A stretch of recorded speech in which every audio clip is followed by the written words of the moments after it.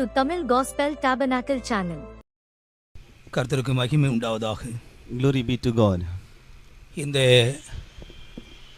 கன்வென்ஷனின் இரண்டாம் நாள் மாலை வேளைக்காக நான் கர்த்தரை ஸ்தோத்திரிக்கிறேன். I praise God for the second day of this convention.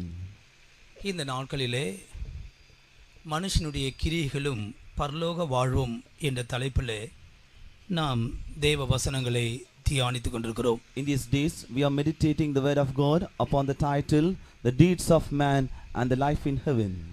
பொதுவாக உலகத்திலே இருக்கிறதான மனுஷங்களிலே பெரும்பான்மையான மனுஷங்களுக்கு பரலோகம் ஒன்று உண்டு என்ற நம்பிக்கை உள்ளவர்களாக இருக்கிறார்கள். The people in this world, the maximum people, they have a hope there is something called heaven.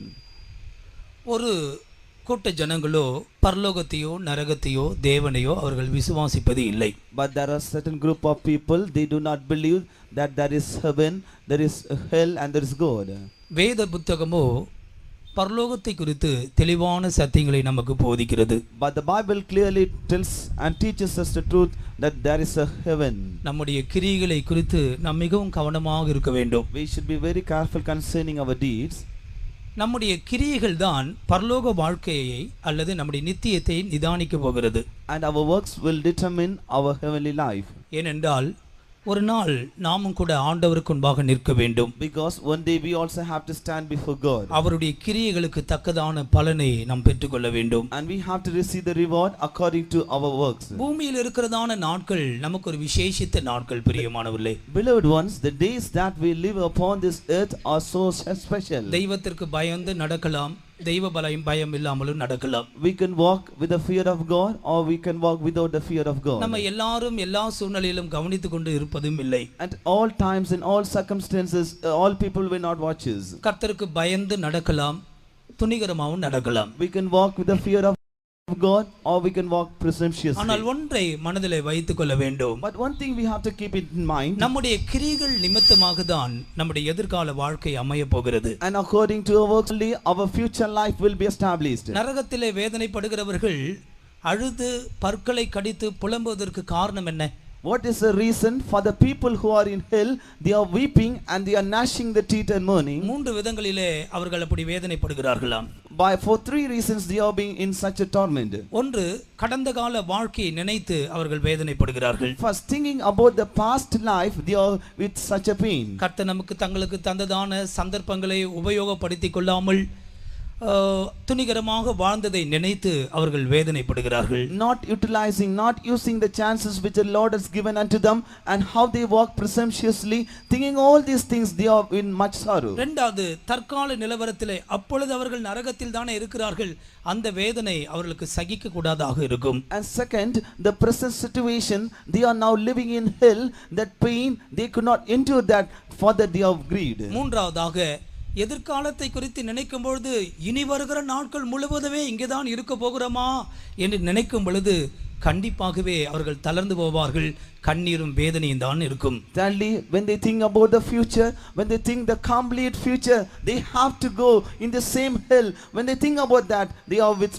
weeping and tears and sorrows. இந்த கூட்டங்களிலே நம்முடைய கிரியைகளை நாம் சீர்தூக்கி பார்க்க வேண்டியது அவசியமா இருக்கிறது. In this meeting we have to examine and lift up and see how our works are. இந்த கிரியைகளை குறித்து தெளிவாக நாம் அறிந்து கொள்வதற்கு முன்பாக இந்த பரலோகம் இதில் இருக்கிறதான காரியங்கள் என்ன என்பதை தான் நேற்று நாம் படிக்க ஆரம்பித்தோம். And before studying what about the works of man, before that we studied what is heaven and what of the things are found in heaven. பரலோகத்தில் இருக்கிறதான காரியங்கள் இவ்வளவுதான் என்று வரையறுத்து விட முடியாது பிரியமானவர்களே. We cannot make a limit that these are the only things that are found in heaven. எபிரேயர் 8ஆம் அதிகாரத்தின் 5ஆம் வசனத்திலே நம்முடைய ஆராதனை குறித்து நாம் படிக்கும் பொழுது, when in Hebrews chapter 8 and verse 5, when we study about the worship over there, இந்த ஆராதனை பரலோகத்தில் உள்ளவைகளின் சாயலாம். அப்போ பரலோகத்தில் இன்னும் எத்தனையோ காரியங்கள் இருக்கிறது என்பதுதான் அந்த அர்த்தம்.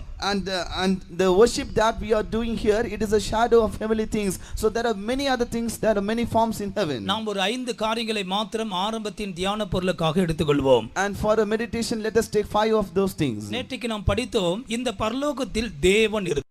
இருக்கிறார். Yesterday we studied in heaven there is God. அதுதான் அவருடைய வாசஸ்தலம். That is his dwelling place. இன்னும் சற்று ஆழமாக சொல்லும் பொழுது அவர் சீயோனிலே இருக்கிறார். When we study it in a deep manner, he is in Zion. பிரியமானவர்களே, தேவன் தங்கியிருக்கிற இடம் பரிசுத்தமான இடம். Beloved ones, the place where God dwells, it is a holy place. அந்த இடத்திற்கு ஜனத்தை கொண்டு போய் சேர்க்கும்படியாக தான் இந்த மாதிரி கூட்டங்களை கர்த்தர் நமக்கு ஒழுங்கு செய்து தருகிறார். To bring that people to such a place, only we are organizing such kind of meetings over here. இந்த இடத்திற்கு மனுஷனை கொண்டு வருவதற்காக தான் தன்னுடைய ஒரே பேரான குமாரனாகிய கிறிஸ்து இயேசுவை பலியாக இந்த பூமிக்கு அனுப்பினார். To bring the people to this place only, God the Father sent his son Jesus Christ as a sacrifice to this world. நேற்றைய தினத்திலே அவர் என்ன செய்கிறார் என்று 10 காரியத்தை நாம் படித்தோம். Yesterday we studied 10 things what he is doing. அவர் அங்கே எஜமானாக இருக்கிறார். He is a master over there. இரண்டாவது, அவர் ஜெபங்களை கேட்கிறார். Second, he is hearing the prayers. மூன்றாவது, தமக்கு சித்தமானதையே அவர் செய்கிறார். Thirdly, he is doing that with his will.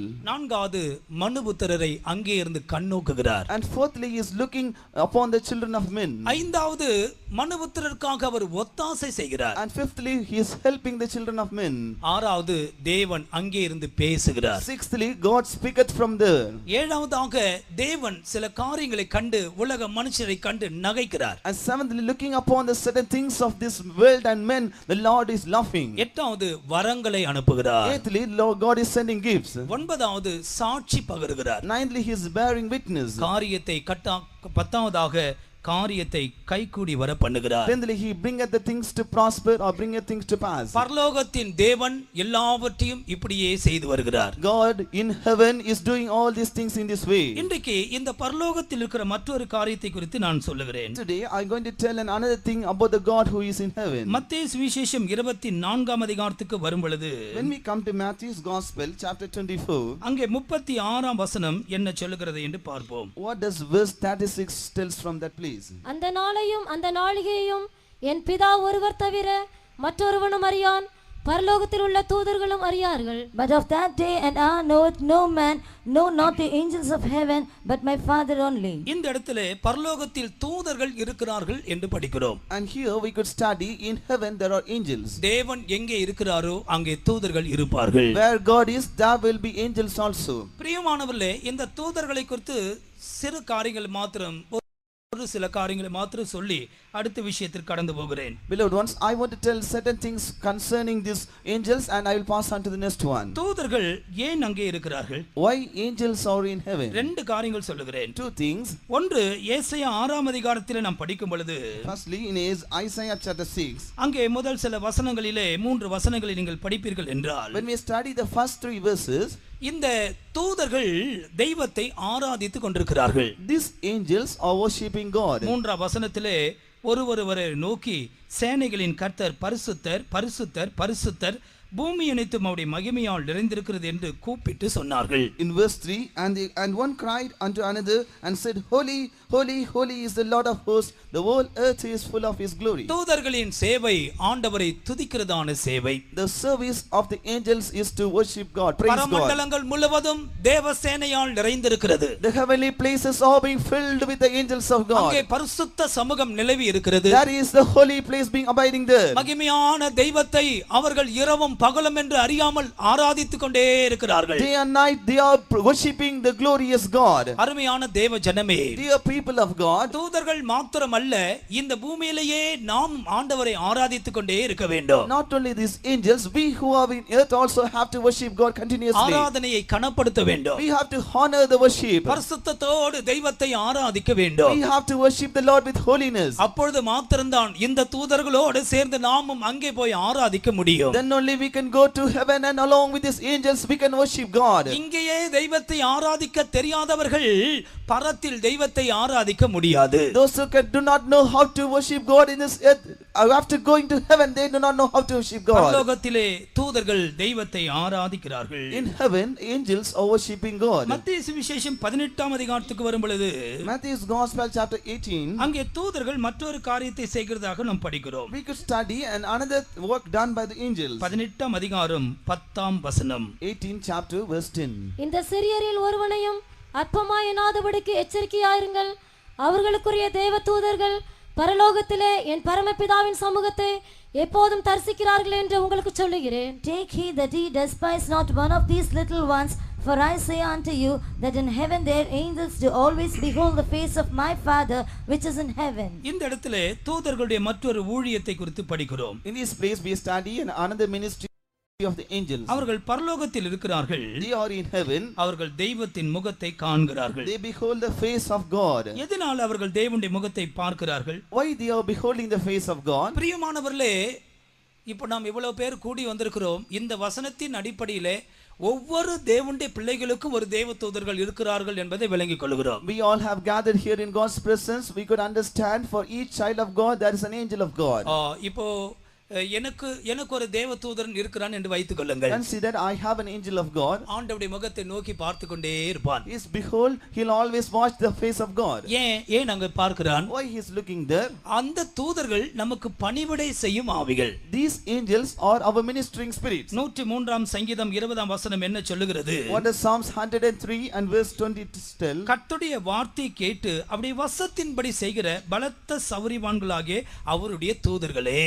And we study the angels which are valiant men which do according to his word. எனக்கு உதவி செய்யும்படி பிதா கட்டளையிடும் பொழுது இந்த தூதன் கட்டளைக்காக அவருடைய முகத்தை நோக்கி பார்த்து கொண்டே இருக்கிறார். And when my God is making the commandments, this angel is looking upon God to hearken to that commandment. கர்த்தருக்கு மகிமை உண்டாகட்டும். Glory be to God. இந்த தூதர்கள் நமக்காக தான் அங்கே இருக்கிறார்கள். And for our sake these angels are over there. உங்கள் ஒவ்வொருவருக்கும் ஒரு தேவ தூதன் இருக்கிறார். For each one of you have an angel. இந்த இடம் முழுவதும் பரலோக தூதர்கள் அசைவாடி கொண்டிருக்கிறார்கள். And this place is being filled with the angels of God. அதரிசனமான தேவ தூதர்களோடு கூட கர்த்தர் இங்கே இறங்கி வந்திருக்கிறார். With the invisible host of the angels, the God has come in our midst. இந்த சத்தியம் உனக்கு தெரியுமா தேவ பிள்ளையே? Dear child of God, do you know this truth? உனக்காக ஒரு தேவ தூதன். For your sake an angel of God. அவன் தேவ சமூகத்தில் இருக்கிறான். He is standing in God's presence. கர்த்தர் முகத்தை கவனித்துக் கொண்டே இருக்கிறான். Looking to the face of God. உன்னுடைய பெயர் எஸ்தர் என்று வைத்துக் கொள்ளுங்களேன். Consider your name is Esther. ஆண்டவர் எஸ்தருக்காக உதவி செய்ய வேண்டிய நேரம் வந்த பொழுது, when the time of God came to help Esther, கர்த்தர் சொல்லுகிறார், நீ போ, தூத்துக்குடியில ஒரு எஸ்தர் பேரை சொல்லி விலாசம் சொல்லி அனுப்புவான். நேர அந்த தூதன் இறங்கி வருவான். And the Lord will tell the Esther and her name and address and everything. That angel will descend from heaven to that person. இந்த சத்தியத்தை விசுவாசிக்கிறவர்கள் சத்தமாய் ஒரு அல்லேலூயா சொல்லலாமே. Hallelujah. Hallelujah.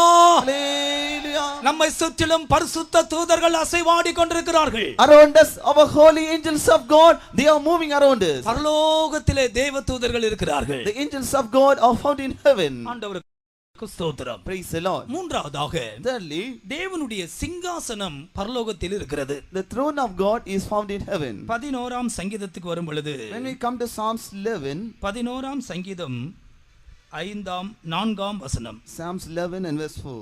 கர்த்தர் தம்முடைய பரிசுத்த ஆலயத்தில் இருக்கிறார். கர்த்தருடைய சிங்காசனம் பரலோகத்தில் இருக்கிறது. அவருடைய கண்கள் மனுபுத்திரரை பார்க்கிறது. அவருடைய இமைகள் அவர்களை சோதித்தருகிறது. The Lord is in his holy temple. The Lord's throne is in heaven. His eyes behold, his eyelids try the children of men. ஆண்டவருக்கு ஸ்தோத்திரம். Praise the Lord. இந்த வசனத்திலே நாம் என்ன பார்க்கிறோம்? In this verse what does we see? கர்த்தருடைய சிங்காசனம், தேவனுடைய சிங்காசனம் பரலோகத்தில் இருக்கிறது. The Lord's throne is in heaven. வானம் அவருடைய சிங்காசனம் என்று ஏசாயா சொல்லுகிறார். The Isaiah is saying the heaven, it is his throne. சிங்காசனம் என்று சொல்லுகிறது ஒரு ஆழ்ந்த சத்தியம். When we say about throne, it is a deep truth. பரலோகத்தில் தேவன் இருக்கிறார். In heaven there is God. அங்கே தேவ தூதர்கள் உண்டு. There are angels of God. அங்கே தேவனுக்கு என்று ஒரு சிங்காசனம் உண்டு. There is also a throne for God. இந்த சிங்காசனத்தை குறித்து 3 சத்தியங்களை இன்று உங்களுக்கு முன்பாக சொல்லுகிறேன். I'm going to tell you 3 truths concerning this throne. இந்த சிங்காசனத்திலே அவர் எப்படி வீற்றிருக்கிறார்? How he is being seated upon this throne. 3 உத்தியோகங்களோடு கூட அவர் இருக்கிறார். He is being seated there with 3 responsibilities. 9ஆம் சங்கீதத்துக்கு வரும் பொழுது, when we come to Psalms 9, 4ஆம் வசனத்திலே நாம் என்ன பார்க்கிறோம்? verse 4, what does we study?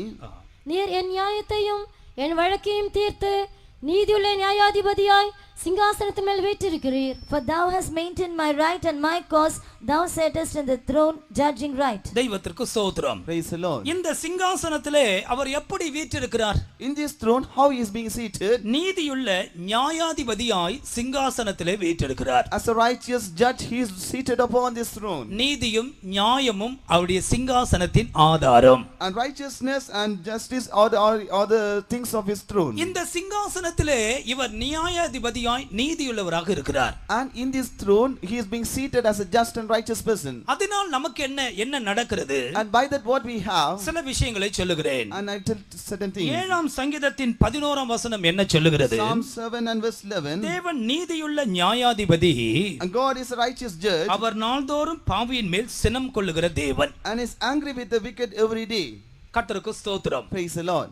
பாவிகளின் மேல் சினம் கொள்ளுகிற தேவன். And God who is having angry over the sinners. இன்றைக்கும் ஆண்டவர் இந்த நியாயாதிபதியாக நீதியுள்ள நியாயாதிபதியாக அவருடைய சிங்காசனத்திலே இருக்கிறார். And today also God in his throne, he is being seated as a righteous judge. கர்த்தருக்கு ஒத்துவராத ஒரு விஷயம் பாவம். And the thing that is not compromising with God, it is sin. கர்த்தருடைய வேதம் பாவத்துக்கு விரோதமாக எதிர்த்து நிற்கிறது. This Bible is standing against sin.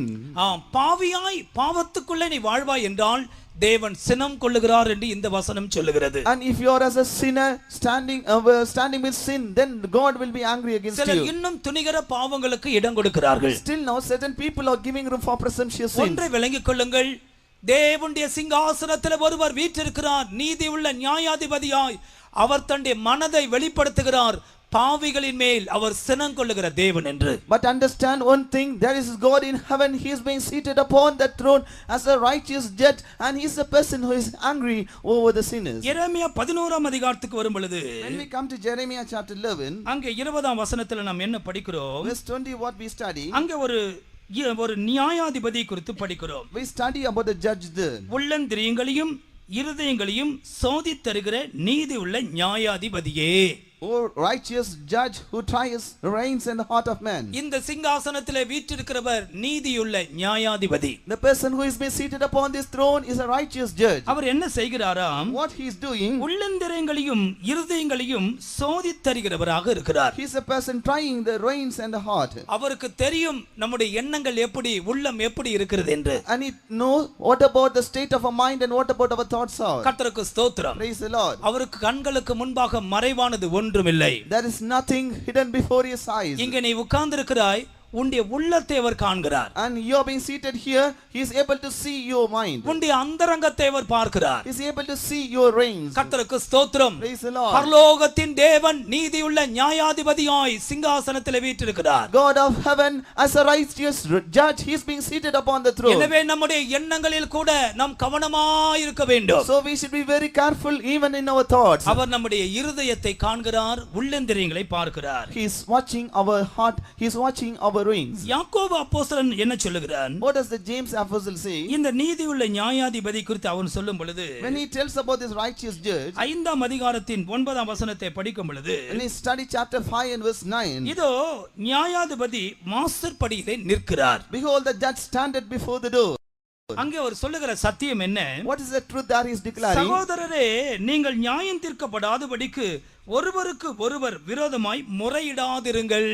Grudge not one against another, brethren, lest ye be condemned. கர்த்தருக்கு ஸ்தோத்திரம். Praise the Lord. ஒருவருக்கு ஒருவர் விரோதமாய் முறையிட வேண்டாம். And we should not grudge not one against another. அப்படி செய்வோம் என்றால் நாம் நியாயம் தீர்க்கப்படுவோம். And if we do like that, we shall be condemned. நியாயாதிபதி வாசற்படியிலே நிற்கிறார். Behold the judge standeth up on the door. பிரியமானவர்களே, கர்த்தர் நம்மை பரிசுத்த சகோதரர்களாய் வைத்திருக்கிறார். Behold the Lord has kept us as a holy brethren. எனவே நாம் செய்ய வேண்டிய காரியம் என்ன? So what is the thing that we have to do? ஒருவருக்கு ஒருவர் விரோதமாய் முறையிடாதிருங்கள். And we should not grudge one against another.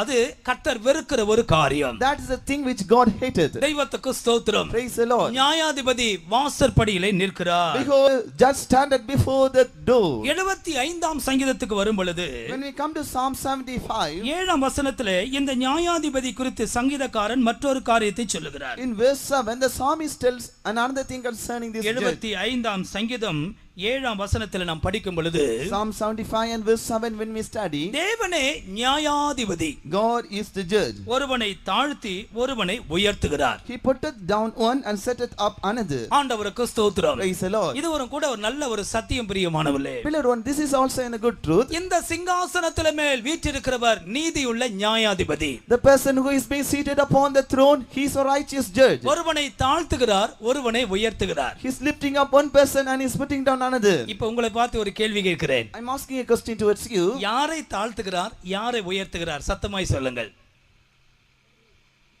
ஒரே வசனத்தில் இருக்கு. The answer is in one word. தாழ்மை உள்ளவர்களை உயர்த்துகிறார், பெருமை உள்ளவர்களை ஹல்லேலூயா. Hallelujah. கர்த்தருக்கு ஸ்தோத்திரம். Praise the Lord.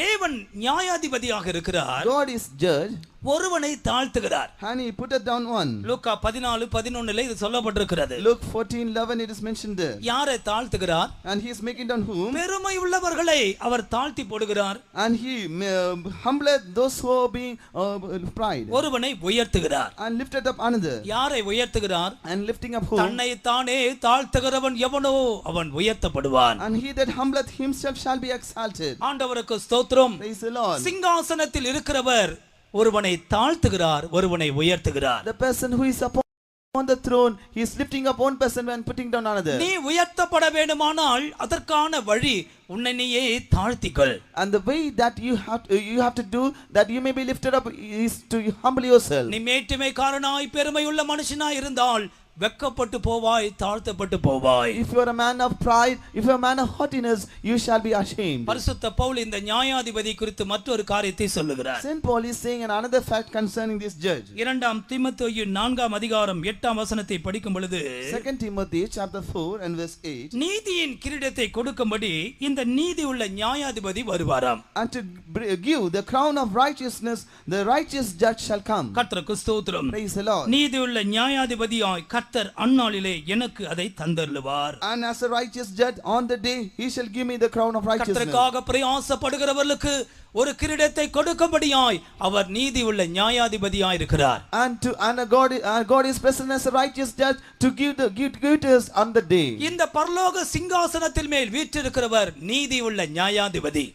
God who is being seated upon this throne, he is a righteous judge. நம்முடைய வாழ்க்கையை சற்று பார்க்கும் பொழுது When you look upon our life, நமக்கு ஒரு நியாயாதிபதி இருக்கிறார் என்பதை விளங்கிக் கொள்ள வேண்டும். we have to understand we have a judge. எனவேதான் ஆபிரகாம் சொல்லுகிறார், சர்வலோக நியாயாதிபதி என்று ஆண்டவரை பார்த்து சொல்லுகிறார். So only Abraham looking upon God, he is saying the judge of all earth. ஆண்டவருக்கு மகிமை உண்டாகட்டும். Glory be to God. பரலோக சிங்காசனத்திலே தேவாதி தேவன் வீற்றிருக்கிறார், நீதி உள்ள நியாயாதிபதியாய் அவர் அங்கே வீற்றிருக்கிறார். God is seated upon the throne in heaven as a righteous judge. He is being seated over there. இரண்டாவதாக Secondly, ஒரு ராஜாவாக வீற்றிருக்கிறார் என்று நாம் படிக்கலாம். secondly we can study he is being seated as a king. 47ஆம் சங்கீதத்துக்கு வரும் பொழுது When he comes to Psalms 47, 7ஆம் 8ஆம் வசனங்களை படியுங்கள். study verses 7 and 8. தேவன் பூமி அனைத்திற்கும் ராஜா, கர்த்துடனே அவரை போற்றி பாடுங்கள். தேவன் ஜாதிகள் மேல் அரசாளுகிறார், தேவன் தமது பரிசுத்த சிங்காசனத்தின் மேல் வீற்றிருக்கிறார். For God is the King of all the earth. Sing ye praises with understanding. God reigneth over the heathen. God sitteth upon the throne of his holiness. ஆண்டவருக்கு ஸ்தோத்திரம். Praise the Lord. அவருடைய சிங்காசனம் பரிசுத்த சிங்காசனம். His throne is the throne of holiness. அவர் பூமி அனைத்துக்கும் ராஜா. He is the king of all the earth. அவர் ஜாதிகளின் மேல் அரசாளுகிறார். He is reigning over the heathen. ஆண்டவருக்கு ஸ்தோத்திரம். Praise the Lord. எனவே சிங்காசனத்திலே வீற்றிருக்கிறதான இந்த தேவன் ராஜாதி ராஜாவாக இருக்கிறார். So this God who is being seated upon the throne, he is the King of kings. அவர் அங்கே இருந்து என்ன செய்கிறார்? What does he do from there? எல்லாவற்றையும் ஆளுகை செய்கிறார். He is reigning over all things. ஜாதிகளின் மேல் அரசாளுகிறார். He is ruling over the heathens. கர்த்தருக்கு மகிமை உண்டாகட்டும். Glory be to God. தேவ ஜனமே, இந்த உலகம் பல மனுஷரால் ஆளுகை செய்யப்பட்டு வந்தாலும் Dear people of God, even though this world is being ruled by many people, எல்லா அதிகாரிகளுக்கு மேலாய், எல்லா ராஜாக்களுக்கு மேலாய் தேவனே சிங்காசனத்தில் இருக்கிறார். And above all authorities and above all rulers, God is being seated as a king upon the throne. கர்த்தருக்கு மகிமை உண்டாகட்டும். Glory be to God. இந்த சிங்காசனத்தை குறித்து நமக்கும் ஒரு வெளிப்படுத்தல் தேவை. We also need and revelation concerning this throne. 103 சங்கீதம் 19 வசனம் என்ன சொல்லுகிறது? Psalms 103 and verse 19, what does it say? கர்த்தர் வானங்களில் தமது சிங்காசனத்தை ஸ்தாபித்திருக்கிறார். The Lord has established his throne in heaven. அவருடைய ராஜரிகம் சர்வத்தையும் ஆளுகை செய்கிறது. And his kingdom ruleth over all. அவர் எல்லாவற்றையும் ஆளுகை செய்கிறார். He is ruling over all things. அவரை இல்லாமல் ஒன்றும் நடக்கிறதில்லை. Without him nothing will happen. இதுதான் நம்முடைய விசுவாசம். This is our hope. இந்த தெய்வத்தை உன்னுடைய வாழ்க்கைக்கு நீ இடம் கொடுப்பாயானால், If you give room for this God in your life, உன்னுடைய குடும்பத்தில் உன்னுடைய தொழிலிலே நீ இடம் கொடுப்பாயானால், in your family, in your business, if you give room for him, இந்த சிங்காசனத்தை நீயும் பார்க்கலாம். you can also see this throne. உன்னுடைய தனிப்பட்ட வாழ்க்கையை அவர் ஆளுகை செய்வதை காணலாம். You can see that your individual life is being ruled by him. உன்னுடைய குடும்பத்திலே இந்த தெய்வத்தின் ஆளுகை நீ பார்க்கலாம். You can see the ruling of this God in a family. உன்னுடைய வேலை ஸ்தலத்திலே தெய்வத்தின் அரசாட்சி நீ பார்க்கலாம். In a working place, you can see the ruling power of God in that place. பரலோகத்தில் இருக்கிற சிங்காசனம் உனக்குள்ளேயும் அதை வைப்பார் தேவன். And the throne which is been found in heaven, God shall set it even in your heart. அவர் எல்லாவற்றையும் ஆளுகை செய்கிறதான தேவன். He is a God who is ruling over all things. அது மாத்திரமல்ல, Not only that, மூன்றாவது இந்த சிங்காசனத்திலே அவர் ஒரு ஆசாரியராய் இருக்கிறார் என்று படிக்கிறோம். thirdly, we can study this God is being sitting upon this throne as a priest. சகரியாவின் புத்தகத்துக்கு வரும் பொழுது, When you come to the book of Zechariah, சகரியா 6 அதிகாரத்தின் 13 வசனத்தை படியுங்கள். Zechariah chapter 6 verse 13. அவரே கர்த்தருடைய ஆலயத்தை கட்டுவார். அவர் மகிமை பொருந்தினவராய் தம்முடைய சிங்காசனத்தின் மேல் வீற்றிருந்து ஆளுகை செய்வார். தம்முடைய சிங்காசனத்தின் மேல் ஆசாரியராயும் இருப்பார். இவ்விரண்டின் நடுவாக சமாதானத்தின் ஆலோசனை விளங்கும். Even he shall build the temple of the Lord, and he shall bear the glory, and shall sit and rule upon his throne, and he shall be a priest upon his throne, and the council of peace shall be between them both. இங்கே இந்த சிங்காசனம் மகிமை பொருந்திய சிங்காசனம் என்று படிக்கிறோம். And here we study that this throne shall bear the glory. இங்கே ஒரு சிங்காசனத்திலே ஒருவர் வீற்றிருக்கிறார். And a person is sitting upon this throne. அவர் ஆளுகை செய்வார். And he shall rule. அவர் அதன் மேல் ஆசாரியராய் இருப்பாராம். And he shall be a priest upon that. ஆண்டவருக்கு ஸ்தோத்திரம். Praise the Lord. சிங்காசனத்தின் மேல் அவர் ஆசாரியராய் இருக்கிறார். And he will be a priest upon the throne. ஒரு பக்கம் அவர் நீதி உள்ள நியாயாதிபதி. In one part he is a righteous judge. அடுத்த பக்கம் அவர் ஒரு அரசாட்சி செய்கிறவர். In another side he is a ruler. மூன்றாவதாக அவர் ஆசாரியராய் பிரதான ஆசாரியராய் இருக்கிறார். Thirdly, he is as a high priest. கர்த்தருக்கு மகிமை உண்டாகட்டும். Glory be to God. இந்த ஆசாரிய தொழில் ஆசாரியனா அவர் ஏன் வீற்றிருக்கிறார்? Why he is being seated there as a priest? எபிரேய நிருபத்திலே ஆசாரியனுடைய வேலை குறித்து அதிகமாக படிக்கிறோம். In book of Hebrews we could study the ministries of the high priest. எபிரேயர் 4:16 சொல்லப்பட்டிருக்கிறது, தைரியமாய் கிருபாசன தண்டியிலே சேர கடவோம். In Hebrews chapter 4 verse 16 we could study that with boldly we have to come under the mercy seat. இந்த சிங்காசனத்தின் மேல் தேவன் ஆசாரியராய் இருக்கிறார். And upon this mercy seat God is being seated. அங்கே இருந்து பரிந்து பேசுகிறார். From that place he is making the intercession. அவர் நமக்காக வேண்டுதல் செய்கிறார். He is making the intercession for us. எனவே தான் சமாதானத்தின் ஆலோசனை விளங்கும் என்று படிக்கிறோம். So only we study the council of peace shall be there. அருமையான கர்த்தருடைய ஜனமே, Dear people of God, ஒரு காரியத்தை விளங்கிக் கொள்ளுங்கள். understand one thing. இந்த தேவன் ஆசாரியராய் சிங்காசனத்தின் மேல் இருக்கிறபடியினால், As this God is being seated upon the throne as a priest, இந்த பரிந்து பேசுகிறதான இந்த சத்தத்தால் தான் இன்னைக்கு நாம் தேவ சமூகத்தில் இங்கே இருக்கிறோம். by the voice of the intercession of this God, we are now sitting in God's presence. அவர் ஒரு நியாயாதிபதி மாத்திரமல்ல, He is not only a judge, அவர் ஒரு ராஜா மாத்திரமல்ல, he is not only a king, அவர் நமக்காய் பரிதபிக்க கூடியதான ஒரு பிரதான ஆசாரியனாய் இருக்கிறார். and he is a high priest who is moved with compassion concerning us. சிங்காசனத்தில் வீற்றிருக்கிறவர் ஆசாரியராய் இருக்கிறார். He that is seated upon the throne is a priest. உனக்காக வழக்காடுகிறவர் மாத்திரமல்ல, Not only he is advocating for you, உனக்காக பரிந்து பேசுகிற பரிதபிக்கிற ஒரு ஆசாரியர். he is a high priest who is being compassion intercession for you. இதோ பரலோகத்தின் தேவனை நாங்கள் பிரசங்கிக்கிறோம். Behold, we preach the God of heaven. முழு உலகத்திற்கும் அவர் ஆசாரியராய் இருக்கிறார். He is a priest unto this whole earth. உன்னுடைய பாவங்களை கண்டு உன்னை வெறுத்து தள்ளாத தேவன், A God who does not hate looking upon your sin. உன்னுடைய பலவீனங்களுக்காக பரிதபிக்கிற தேவன். A God who is touched with a compassion concerning your infirmities. இந்த சிங்காசனத்திற்கு முன்பாக நீ வருவாயோ?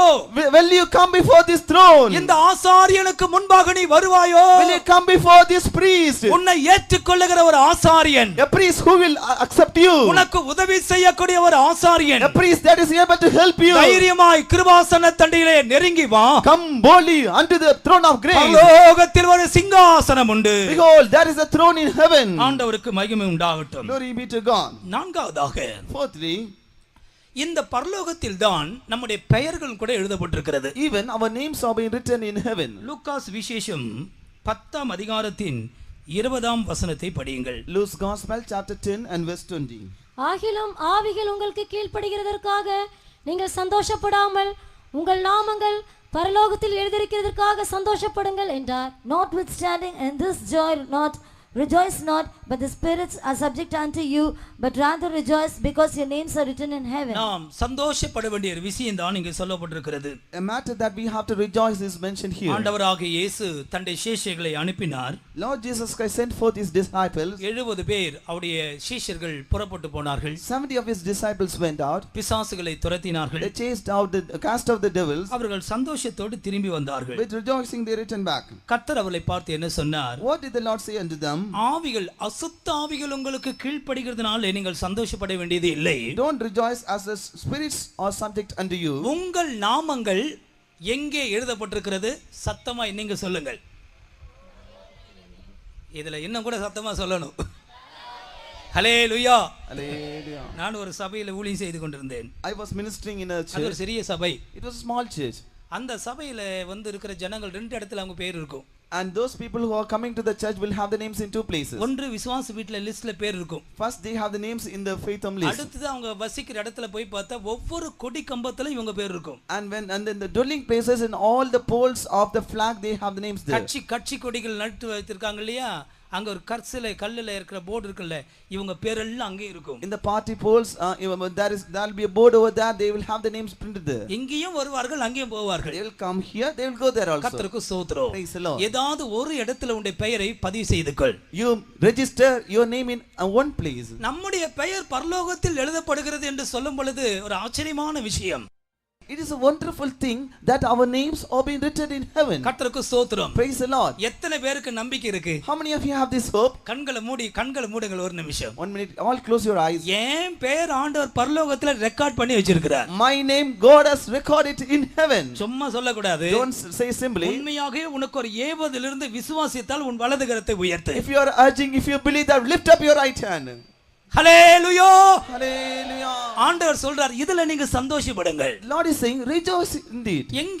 இந்த புத்தகத்தை குறித்து ஒரு சில காரியங்கள் சொல்லுகிறேன். I tell a few things concerning this book. வேதாகமத்தில் 5 விதமான புத்தகங்கள் உண்டு. In the Bible there are 5 kinds of books. இது ஒருவேளை நாம் எல்லாரும் கேள்விப்பட்ட விஷயமா இருக்கலாம். This could be a thing that many of us. ஆனால் ஒன்று கூட நினைவுபடுத்துகிறேன். Thus I am making you to remember once again. நம்முடைய பெயர்கள் எப்படி பரலோகத்தில் எழுதப்படுகிறது? How our names are being written in heaven. முதலாவது ஜீவ புத்தகம். First the book of life. வெளிப்படுத்தல் 20ஆம் அதிகாரம் 15ஆம் வசனத்துக்கு வரும் பொழுது, when we come to Revelation chapter 20 and verse 15, அங்கே ஜீவ புத்தகத்தை குறித்து படிக்கிறோம். there we study about the book of life.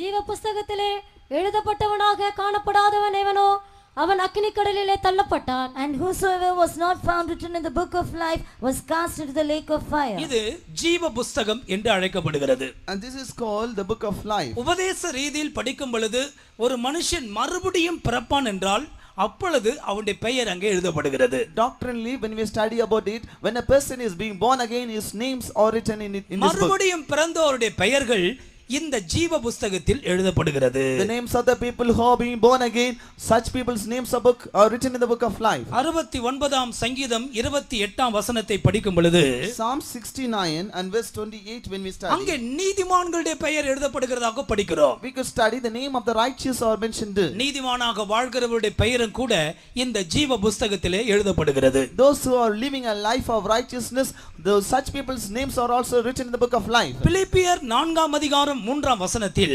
Philippians chapter 4 verse 3, அங்கே சுவிசேஷத்திற்காக பிரயாசப்படுகிறவருடைய பெயர்கள் உண்டு. அந்த வசனத்தை படிங்கள். those who are laboring for the sake of gospel.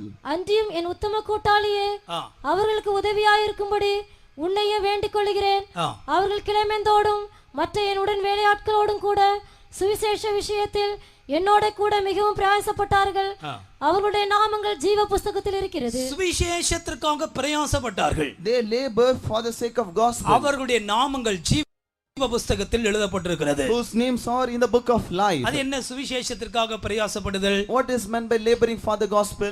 இது பாருங்கள், இங்கே கன்வென்ஷன் நடக்கிறது. Now we have convention here. இங்கே ஊழியக்காரர்கள் சுவிசேஷத்துக்காக பிரயாசப்படுகிறார்கள். Here servants of God are laboring for the sake of gospel. இந்த ஊழியர்களோடு கூட சேர்ந்து இந்த சுவிசேஷத்திற்காக ஜனங்கள் பிரயாசப்படுகிறார்கள். And along with the servants of God, the people are laboring for the gospel. Adyar சென்டர்ல இந்த வருஷம் 20 கன்வென்ஷன் வைத்திருக்கிறார் pastor. And in this year in Adiyar Center there are 20 conventions. ஒவ்வொரு வாரமும் கூட்டம் தான்.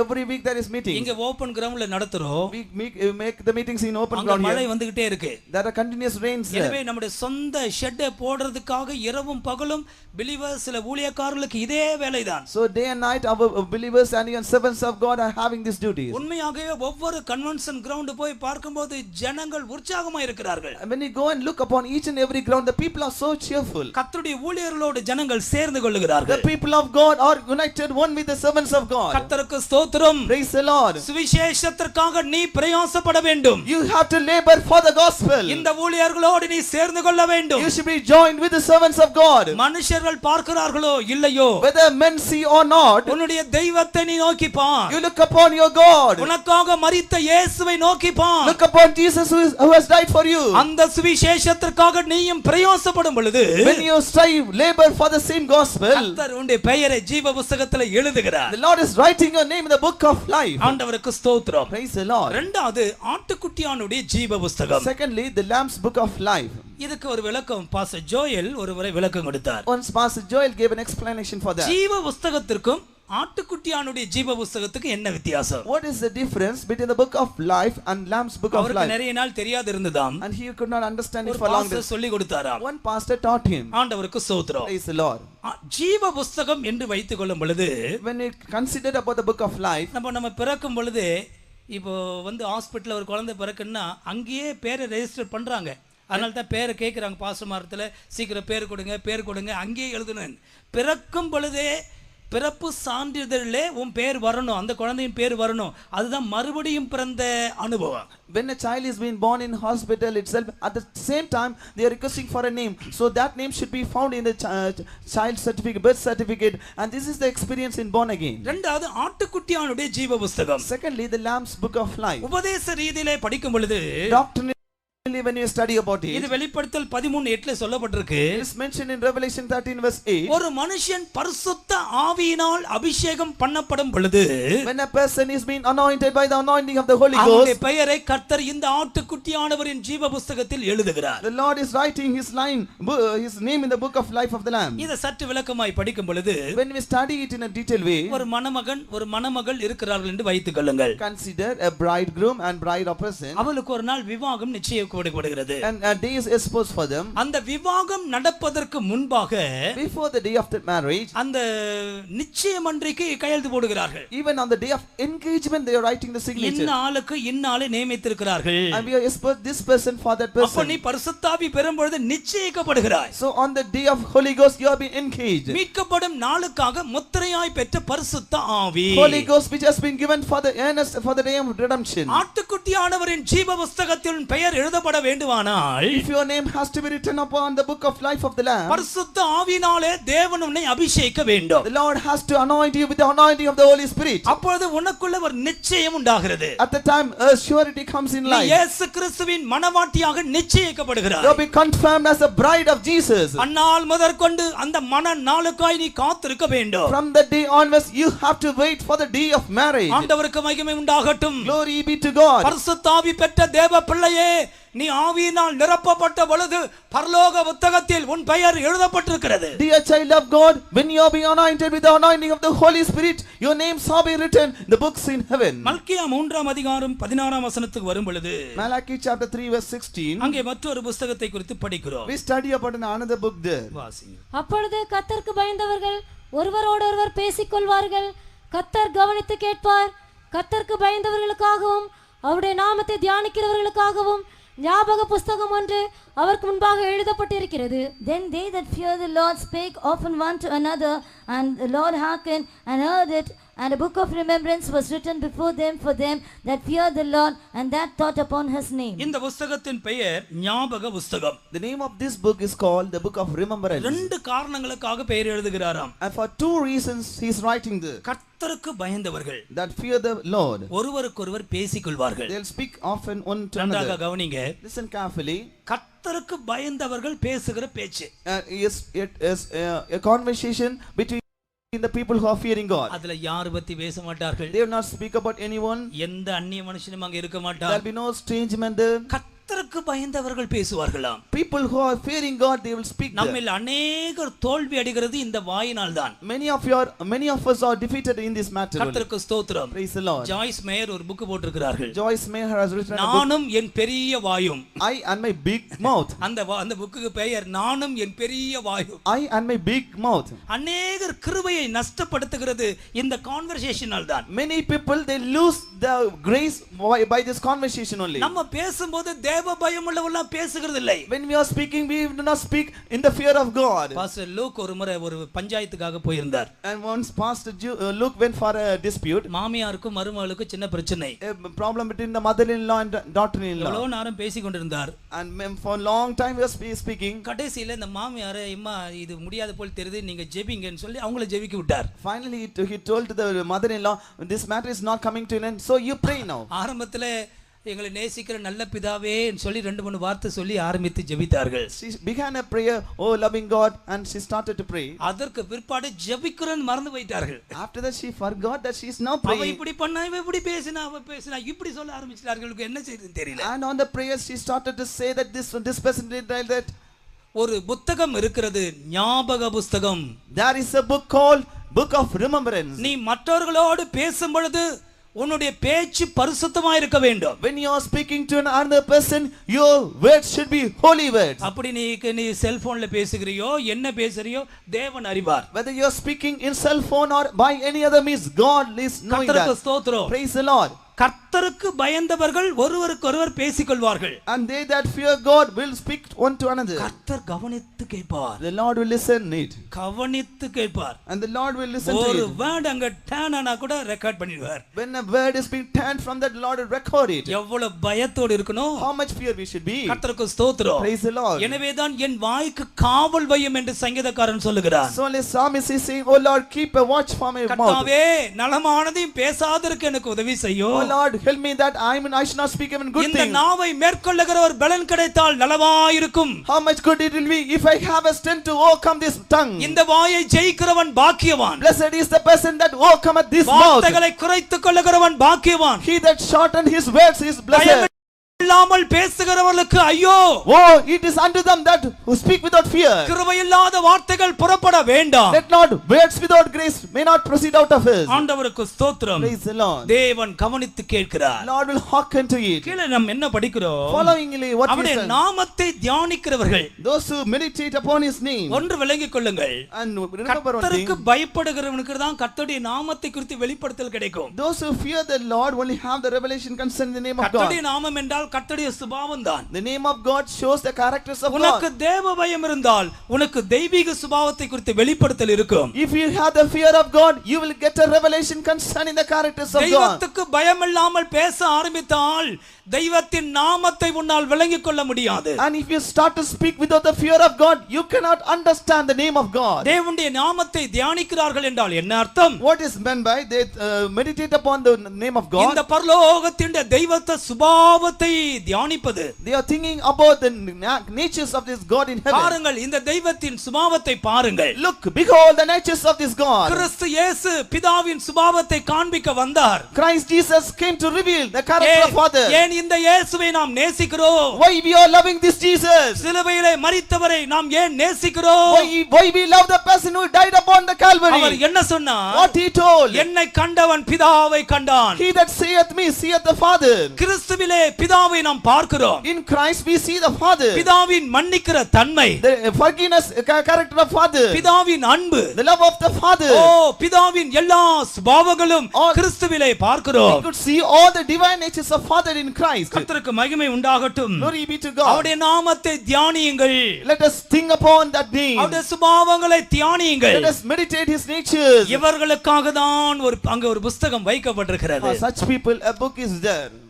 தேவ பயம் இல்லாம பேசுறதுக்காக அவங்க பெயர் எங்க எழுதப்படும் நீங்களே நினைச்சு கொள்ளுங்கள். You can think where will be your names of the people who are not here and all. ஒரு நிமிஷம் கண்களை மூடுவோமா? 1 minute, shall we all close our eyes? இந்த பேச்சு வார்த்தை நிமித்தமா யாராவது குற்ற உணர்வோடு இங்க இருக்கீங்களா? If any one of you have the guilty conscience, யாரோ ஊழியர்களோ விசுவாசிகளோ, whether it could be believers or servants of God, இந்த ஆவியின் ஏவுதலால உங்களுக்கு சொல்றேன், by the urging of the Holy Ghost I'm telling, இந்த வார்த்தையில நான் குற்றவாளியா இருக்கிறேன் யாராவது ஒத்துக்கொள்கிறீங்களா?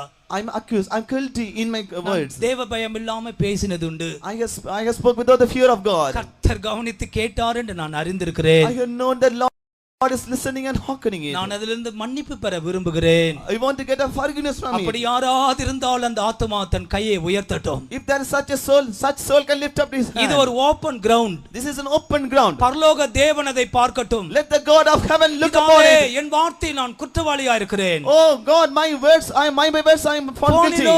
நேரடியாகவோ whether directly or indirectly. இந்த வார்த்தையிலே குற்றமுள்ள வார்த்தைகள் வந்திருக்கிறது. There are words of accusation found in me. தயவாக என்னை மன்னியும். Oh Lord, please forgive. அந்த வாஞ்சியோடு உடைய கைகளை உயர்த்துவாயாக.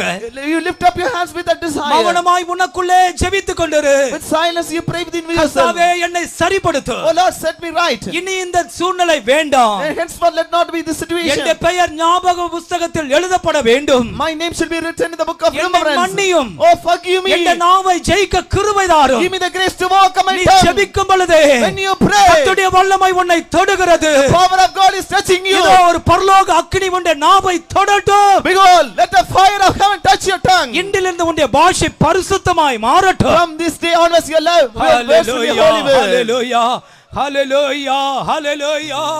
Amen. Praise the Lord, praise the Lord, praise the Lord. Amen. Hallelujah. தேவ பிள்ளையே நீ கைகளை உயர்த்தினபடியினால், Dear child of God, as you lifted your hands, இன்றைக்கு ஒரு கிருபை உன்மேல் இறங்கி இருக்கிறது. a grace has descended upon you. கிருபை உன்மேல் இறங்கி இருக்கிறது. Grace has descended upon you. உன்னுடைய நாவை நீ ஜெயிக்க போகிறாய். You are going to overcome your tongue. இயேசு கிறிஸ்துவின் வருகைக்கு முன்பாக Before the coming of Lord Jesus Christ, நம்முடைய பாஷை சுத்தமாய் மாறட்டும். let our language be made clean. ஒருவரை கூட ஒரு 3 அல்லேலூயா சொல்லுங்கள். Hallelujah, hallelujah, hallelujah. ஆண்டவருக்கு ஸ்தோத்திரம். Praise the Lord. நான்காவது ஒரு புத்தகம் இருக்கிறது. Fourthly, there is a book, இது கண்ணீர் புத்தகம். book of tears. 56ஆம் சங்கீதம் 8ஆம் வசனத்திலே ஆங்கிலத்தில் அப்படி சொல்லப்பட்டிருக்கிற வாசிங்கள், தமிழிலும் இங்கிலீஷிலும். Psalms 56 verse 8. என் அலைச்சல்களை தேவரீர் எண்ணி இருக்கிறீர், என் கண்ணீரை உம்முடைய துருத்தியில் வையும், அவைகள் உம்முடைய கணக்கில் அல்லவோ இருக்கிறது. Thou tellest my wanderings, put thou my tears into my bottle, and are they not in thy book? இங்கே ஒரு புத்தகத்தை குறித்து படிக்கிறோம். Here we study about a book. இந்த புத்தகம் கண்ணீரின் புத்தகம். This book is called Book of Tears. ஆண்டவருக்கு ஸ்தோத்திரம். Praise the Lord. கண்ணீர் விடும் பொழுது இந்த புத்தகத்திலே ஆண்டவர் அதை குறித்து வைக்கிறார். When we are shedding tears, the Lord is making note of that in this book of tears. கண்ணீர் விடுதலையும் கூட சில அனுபவங்கள் உண்டு. There are also certain experience to be found while you are shedding tears. தேவையில்லாமல் அழுவார்கள். Some will cry without any necessity. கர்த்தருக்கு ஸ்தோத்திரம். Praise the Lord. ஆவிக்குரிய காரியங்களுக்காக நீ கண்ணீர் விட வேண்டும். We have to shed tears for spiritual matters. உன்னுடைய பரிசுத்த வாழ்க்கைக்காக, For your holy life, உன்னுடைய ஜெயகரமான ஜீவியத்துக்காக, for your victorious life, உன்னுடைய சுபாவம் கெட்ட உன் சுபாவம் மாறுவதற்காக, for your character nature to be changed. கர்த்தருக்கு ஸ்தோத்திரம். Praise the Lord. தேவ பிள்ளையே நீ கண்ணீர் விடும் பொழுது, Dear child of God, when you shed tears, தேவன் தன்னுடைய புக்ல அதை ரெக்கார்ட் பண்ணி வச்சிருக்கிறார். the God had recorded it in his book. ஆவிக்குரிய காரியங்களுக்காக, For spiritual matters, தேவ சமூகத்தில் நீ விடுகிறதான கண்ணீர், the tears that you shed in God's presence, அழிந்து போகிற ஆத்துமாக்களுக்காக, for the sake of the souls that are perishing, ஜனத்திற்காய், கர்த்தருடைய ஊழியக்காரர்களுக்காய், for the people of God, for the servants of God. கர்த்தர் கண்ணீர் விடுகிறவர்களை தேடுகிறார். God is seeking for the people who shed tears. கண்ணீர் விடுகிறவர்கள் பாக்கியவான்கள். Blessed are those who shed tears. கர்த்தருக்கு மகிமை உண்டாகட்டும். Glory be to God. உனக்காக அல்ல, Not for your sake, அழிந்து போகிறதான ஜனங்களுக்காக, for the people who are destroying. crying. தேவ பிள்ளையே, எப்பொழுதெல்லாம் உன்னுடைய கண்களில் இருந்து கண்ணீர் வருகிறதோ, Dear child of God, whenever tears are rolling down from your eyes, தேவன் தன்னுடைய புத்தகத்தில் அதை எழுதி வைத்திருக்கிறார். God had written it upon his book. ஒரு வியாதிஸ்தர்களை பார்க்கும் பொழுது, When you look upon a sick person, ஒரு கஷ்டத்தில் இருக்கிறவர்களை பார்க்கும் when பொழுது, you see the people who are found in problems, இயேசு கிறிஸ்துவை போல கண்ணீர் விடுகிறவர்களை தேடுகிறார். he is seeking for the people who will shed tears like Jesus. இயேசு கண்ணீர் விட்டார். Jesus wept. ஆண்டவருக்கு ஸ்தோத்திரம். Praise the Lord. நீ கடைசியாக தேவ சமூகத்தில் கண்ணீர் விட்ட நாள் எது?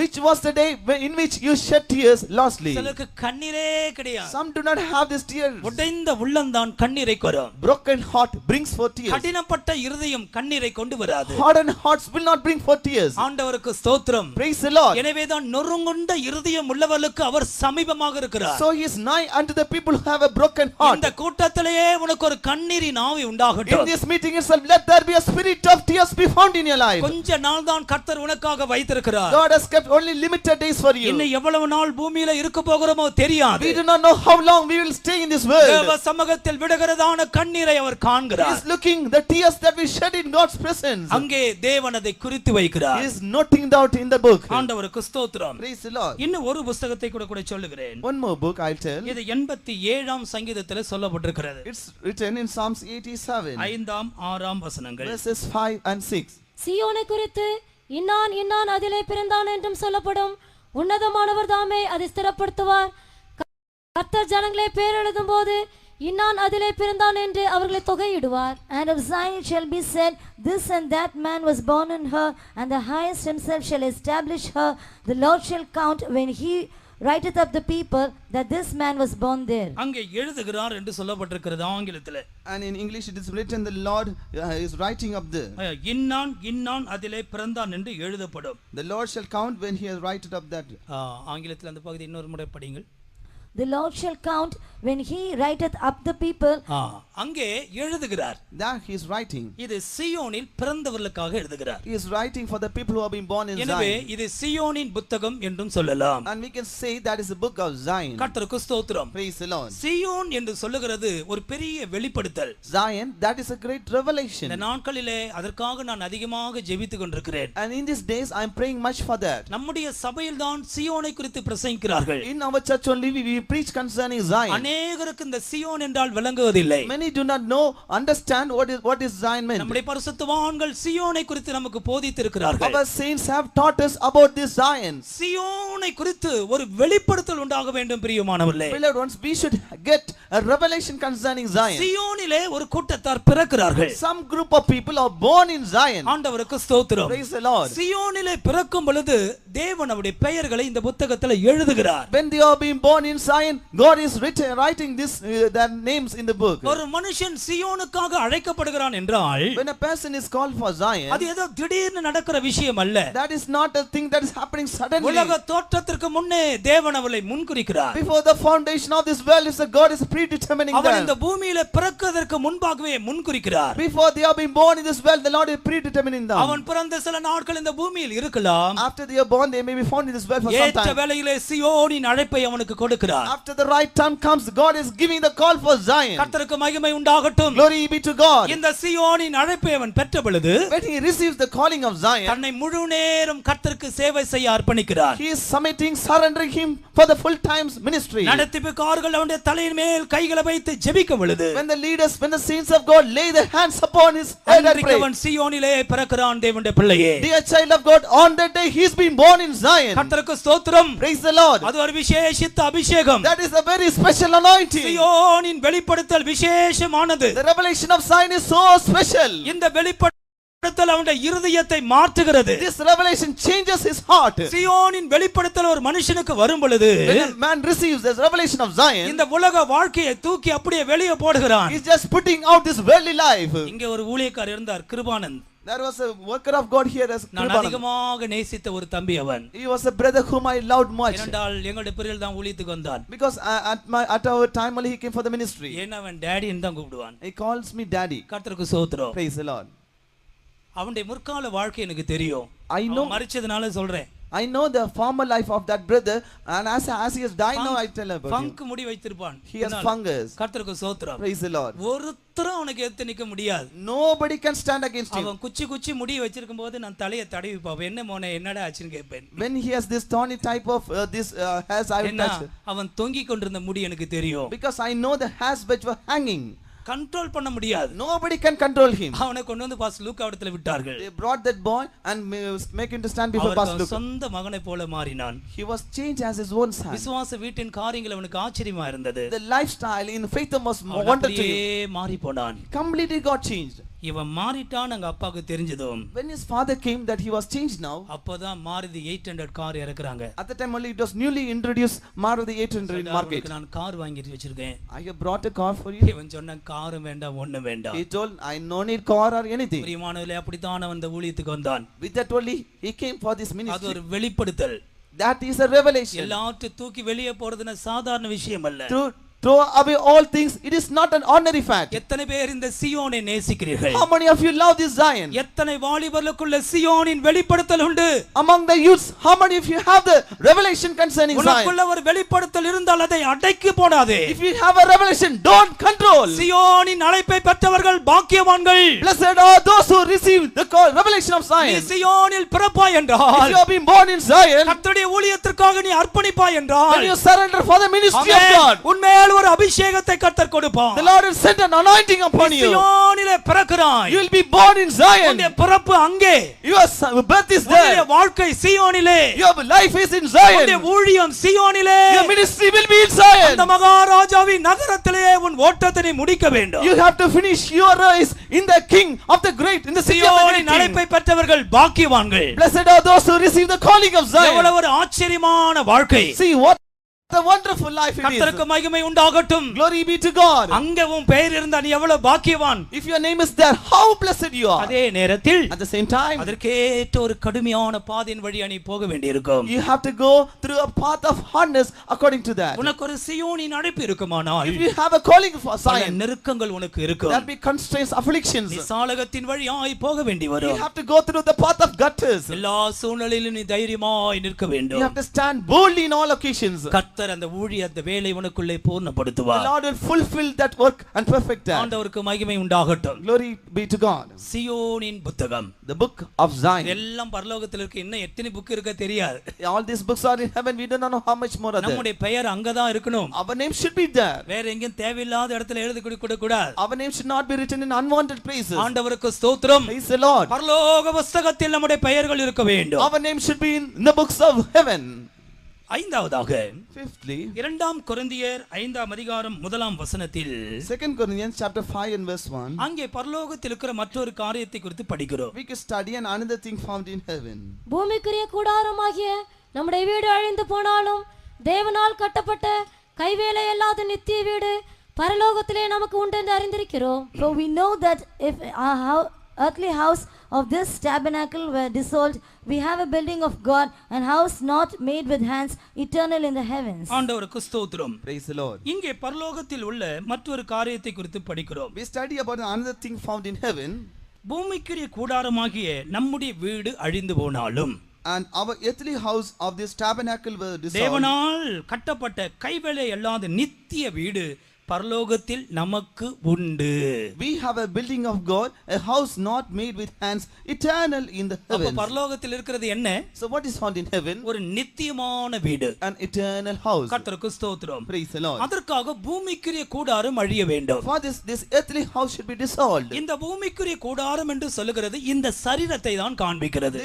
This earthly house shows this body. இது ஒரு போர்வை போல. This is like a clothing. ஒரு நாள் இந்த போர்வையை நாம் களைந்து போடுவோம். One day we shall remove this clothing. தேவன் நமக்கு கட்டியிருக்கிற நித்திய வீட்டுக்கு நாம் கடந்து செல்வோம். And we'll go to the eternal house which the Lord has prepared for இது us. கைவேலை இல்லாத வீடு. This is a house which is not built by hands. ஆனால் அதே சமயத்தில் இது ஆவியினால் கட்டப்பட்டு வருகிறது. But at the same time it is built up by the எபேசியர் Spirit. 2ஆம் அதிகாரம் 22ஆம் வசனம்.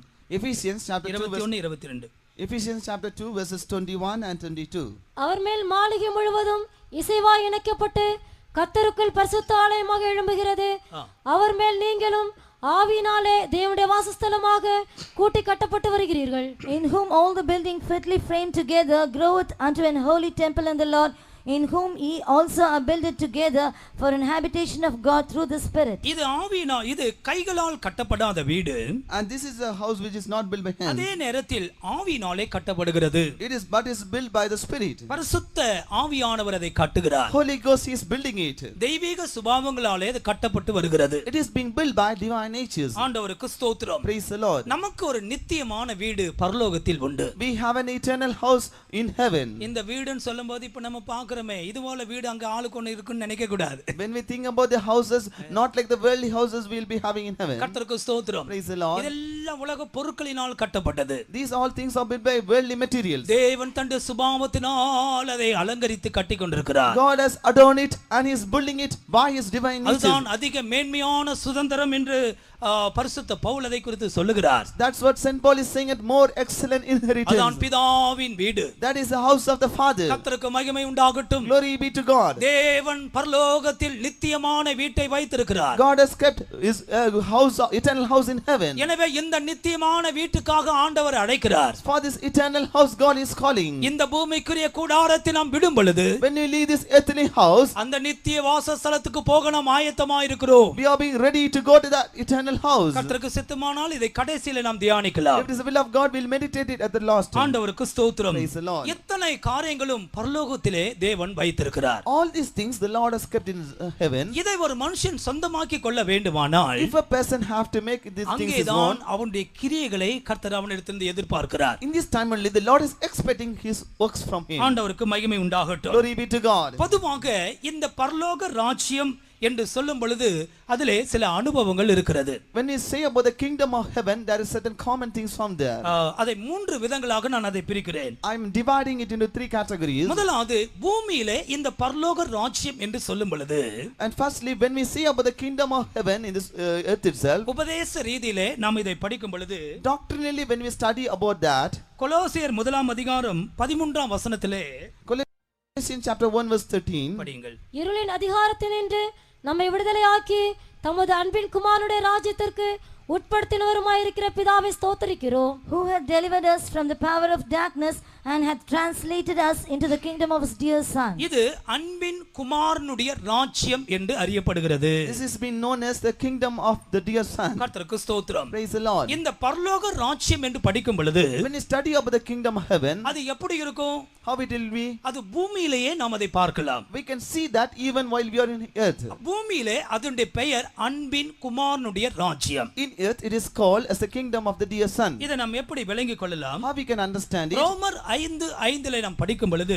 In Romans chapter 5 verse 5, பரிசுத்த ஆவியினாலே தேவன் தன்னுடைய அன்பை நம்முடைய இருதயத்திலே ஊற்றியிருக்கிறார். by the Holy Ghost the love of God is shed abroad in our hearts. இருதயத்திலே தேவ அன்பு ஊற்றப்படுவது மாத்திரமல்ல, Not only the love of God is shed abroad in our hearts, இந்த தேவ ராஜ்யம் நமக்கு உள்ளவே ஸ்தாபிக்கப்படுகிறது. the kingdom of heaven is being established in our heart. Mark 9:1 வசனத்திலே நாம் என்ன படிக்கிறோம்? Mark's Gospel chapter 9 and verse 1 what we study. படிங்கள். அன்றியும் அவர் அவர்களை நோக்கி, இங்கே நிற்கிறவர்களில் சிலர் தேவனுடைய ராஜ்யம் பலத்தோடு வருவதை காணும் முன் மரணத்தை ருசி தேவ பார்ப்பதில்லை என்று ராஜ்யம் பலத்தோடு வருகிறது. The kingdom of God will come with power. இதுதான் பரிசுத்தாவின் அபிஷேகம். This is the anointing of the Holy ஒரு Spirit. தேவனுடைய மனுஷன் பரிசுத்தாவினால் நிரப்பப்படும் பொழுது, When a man of God is being filled with the Holy Spirit, அவன் இந்த ராஜ்யத்துக்குரிய மனுஷனாக மாறுகிறான். he become a person of this kingdom. அல்லது அன்பின் குமாரனுடைய ராஜ்யத்துக்கு உட்படுகிறான். He is coming into the kingdom of the dear Son. சுருக்கமாக சொல்லும் பொழுது, கர்த்தருடைய சரீரமாகிய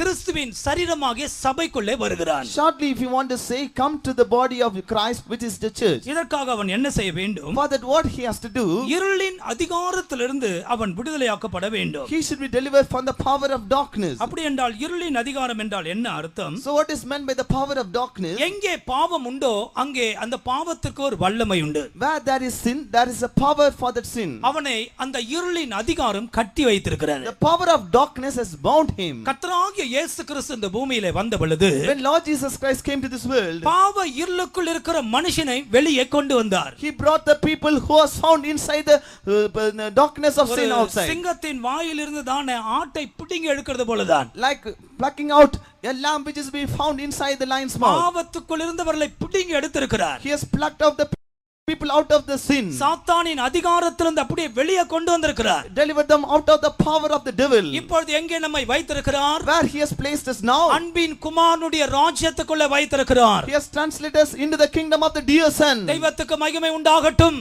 Glory be to the name of God. கர்த்தருடைய சபையிலே நீ இருக்கிறாய் என்றால் நீ பாக்கியவான். If you are be found in the church of God, you are a blessed person. அந்த பரலோக ராஜ்யத்தை நீ உண்மையாய் அனுபவிக்க வேண்டுமானால், If you want to truly enjoy the kingdom of God, இந்த அன்பின் குமாரனுடைய ராஜ்யத்துக்குள்ளே வர வேண்டும். you have to come into the kingdom of the dear son. இந்த சத்தியத்துக்குள்ளே நீ வர வேண்டும். You have to come into this truth. பரிசுத்த ஆவியினாலே கிறிஸ்துவின் சரீரமாய் நீ மாற வேண்டும். By the anointing of the Holy Ghost, you should be changed as the body of Christ. நாம் கிறிஸ்துவின் சரீரமாய் மாறி இருக்கிறோம். We are being turned as the body of Christ. நமக்குள்ளே வேற்றுமைகள் இல்லை. There is no differences in our இங்கே midst. யூதர் என்றும் கிரேக்கர் என்றும் இல்லை. No difference between Greek and Jew. இங்கே அடிமை என்றும் சுயாதீனன் என்றும் இல்லை. No difference between bond and free. கர்த்தர் எல்லாரையும் பரிசுத்த ஆவியினாலே ஒன்றாக்கி இருக்கிறார். By the Holy Ghost, God has made all as one. சபை இந்த சத்தியத்தை உயர்த்த வேண்டும். The church has to lift up this truth. இந்த தேசம் பிரிந்து கிடக்கிறது. This nation is divided ஜாதியின் அடிப்படையிலே, according to the caste, பாஷையின் அடிப்படையிலே, according to the languages, நிறத்தின் அடிப்படையிலே according to the colors. இந்த தேசம் பிரிந்திருக்கிறது. Nation is being divided. ஆனால் அன்பின் குமாரனுடைய ராஜ்யம் அப்படி அல்ல. But the kingdom of the dear son is not like that. கர்த்தர் எல்லாரையும் ஒன்றாக்கி வைத்திருக்கிறார். Lord has made everyone one. இது பரலோக குடும்பம். This is the heavenly family. தெய்வத்திற்கு ஸ்தோத்திரம். Praise the Lord. நம்முடைய ஆவி இந்த சத்தியத்தோடு இணைந்திருக்க வேண்டும். Our spirit should be joined with this truth. ஒரு குறுகிய மனப்பான்மையோடு இருக்க கூடாது. We should not have a chicken heart. ஏதோ ஒரு ஜாதியின் பெயரிலே ஜீவிக்க கூடாது. We should not live according to a caste. கர்த்தர் வரும்போது கைவிடப்பட்டு போவாய். We will be first, second in Lord's coming. பரிசுத்த ஆவியினாலே ஒன்றாக்கப்படுங்கள். Let us be one by the Holy Ghost. இதுதான் அன்பின் குமாரனுடைய ராஜ்யம். This is the kingdom of the dear son. இந்ததான் கர்த்தருடைய சபை. This is the church of God. இதிலே தேவன் நம்மை கொண்டு வந்து சேர்த்திருக்கிறார். God has brought us to this place. அடுத்ததாக Lastly, ஆண்டவராகிய இயேசு கிறிஸ்துவின் வருகைக்கு பிற்பாடு after the coming of Lord Jesus Christ, அங்கே ஒரு ராஜ்யம் இருக்கிறது. that is a kingdom. அதுதான் 1000 வருட அரசாட்சி. That's the millennium reign. இது பரிசுத்தவான்களின் ராஜ்யம் என்று அறியப்படுகிறது. It has been known as the kingdom of the saints. தானியேல் 7ஆம் அதிகாரம் 27ஆம் வசனம். Daniel 7:27.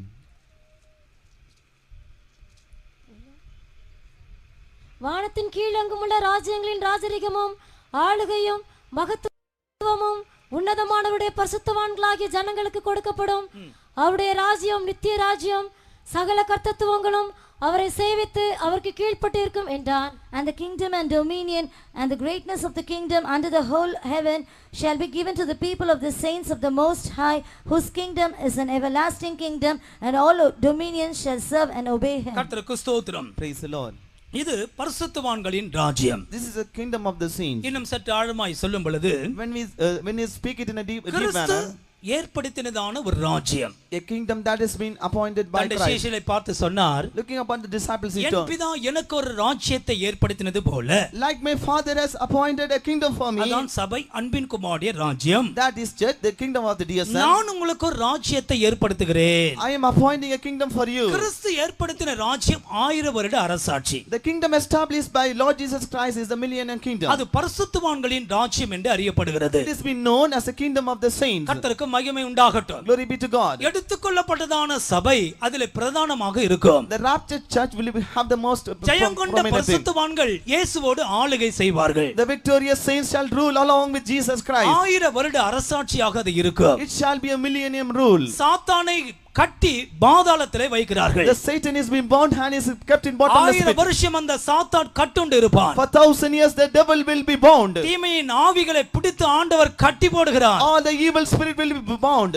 எனவேதான் அந்த பர்வதம் முழுவதும் பரிசுத்த பர்வதமாய் இருக்கும். So the hill shall be filled with அது holiness. சமாதானத்தின் ராஜ்யம். It is a kingdom of peace. அது செழிப்பின் ராஜ்யம். Kingdom of prosperity. ஆண்டவருக்கு ஸ்தோத்திரம். Praise the Lord. அருமையான தேவ பிள்ளையே, Dear child of God, இந்த அன்பின் குமாரனுடைய ராஜ்யம் the kingdom of the dear son, 1000 வருட அரசாட்சிக்கு வரும் பொழுது when it come to the millennium rule, அது பரிசுத்தவான்களின் ராஜ்யமாய் மாறும். it will be turned as a kingdom of saints. பரிசுத்தவான்கள் இந்த பூமியிலே ஆளுகை செய்வார்கள். Saints will rule upon this earth. இன்றைக்கு யார் இந்த பூமியில ஆளுகை கிடையாது. Today there is no ruling in this world. எங்க போனாலும் நம்மை விரட்டி விடுகிறார்கள். Wherever we'll go, the people will chase us away. ஆண்டவருக்கு ஸ்தோத்திரம். Praise the Lord. நம்ம ஏதாவது போய் ஏதாவது பர்மிஷன் கேட்டா தூக்கி ஃபைலே ஒரு ஆள் தூக்கி போட்டார். And when we request for any permission, they'll just throw away our files. ஒரு அட்மிஷன் விஷயம் ஒரு காரியத்துக்கு நமக்கு கிடைக்கிறது இல்ல. We do not get any admissions or anything.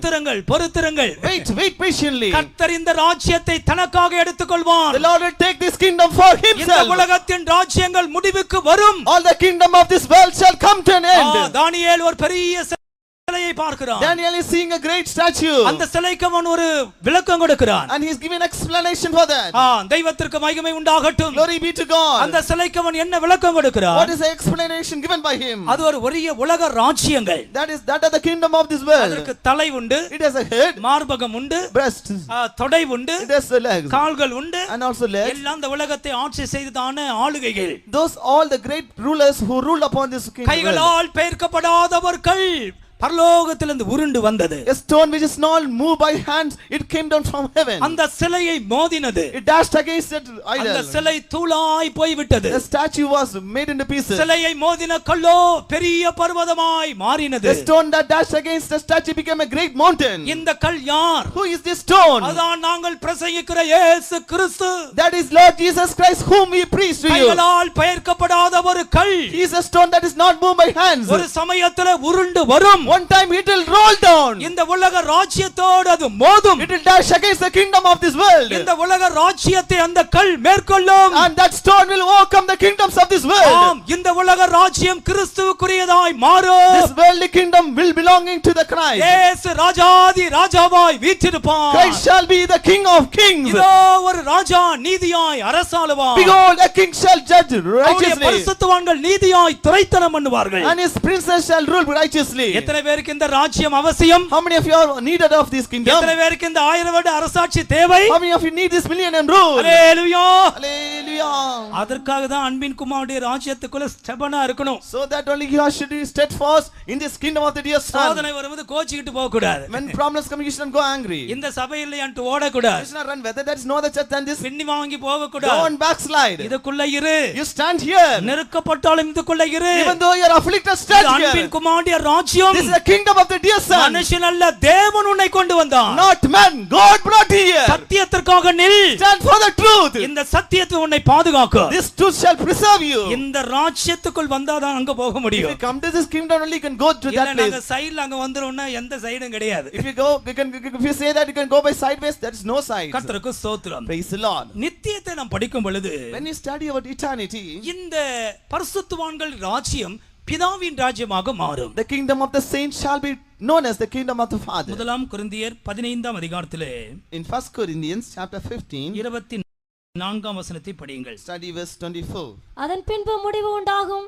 அப்பொழுது அவர் சகல துரைத்தனத்தையும் சகல அதிகாரத்தையும் வல்லமையையும் பரிகரித்து தேவனும் பிதாவுமாயிருக்கிறவருக்கு ராஜ்யத்தை ஒப்பு கொடுப்பார். Then cometh the end, when he shall have delivered up the kingdom to God, even the Father, when he shall put down all rule and all authority and power. நித்தியத்திலே இந்த தேவ ராஜ்யம் பிதாவின் ராஜ்யம் என்று அறியப்பட்டிருக்கிறது. In eternity, the kingdom of God shall be called the kingdom of the Father.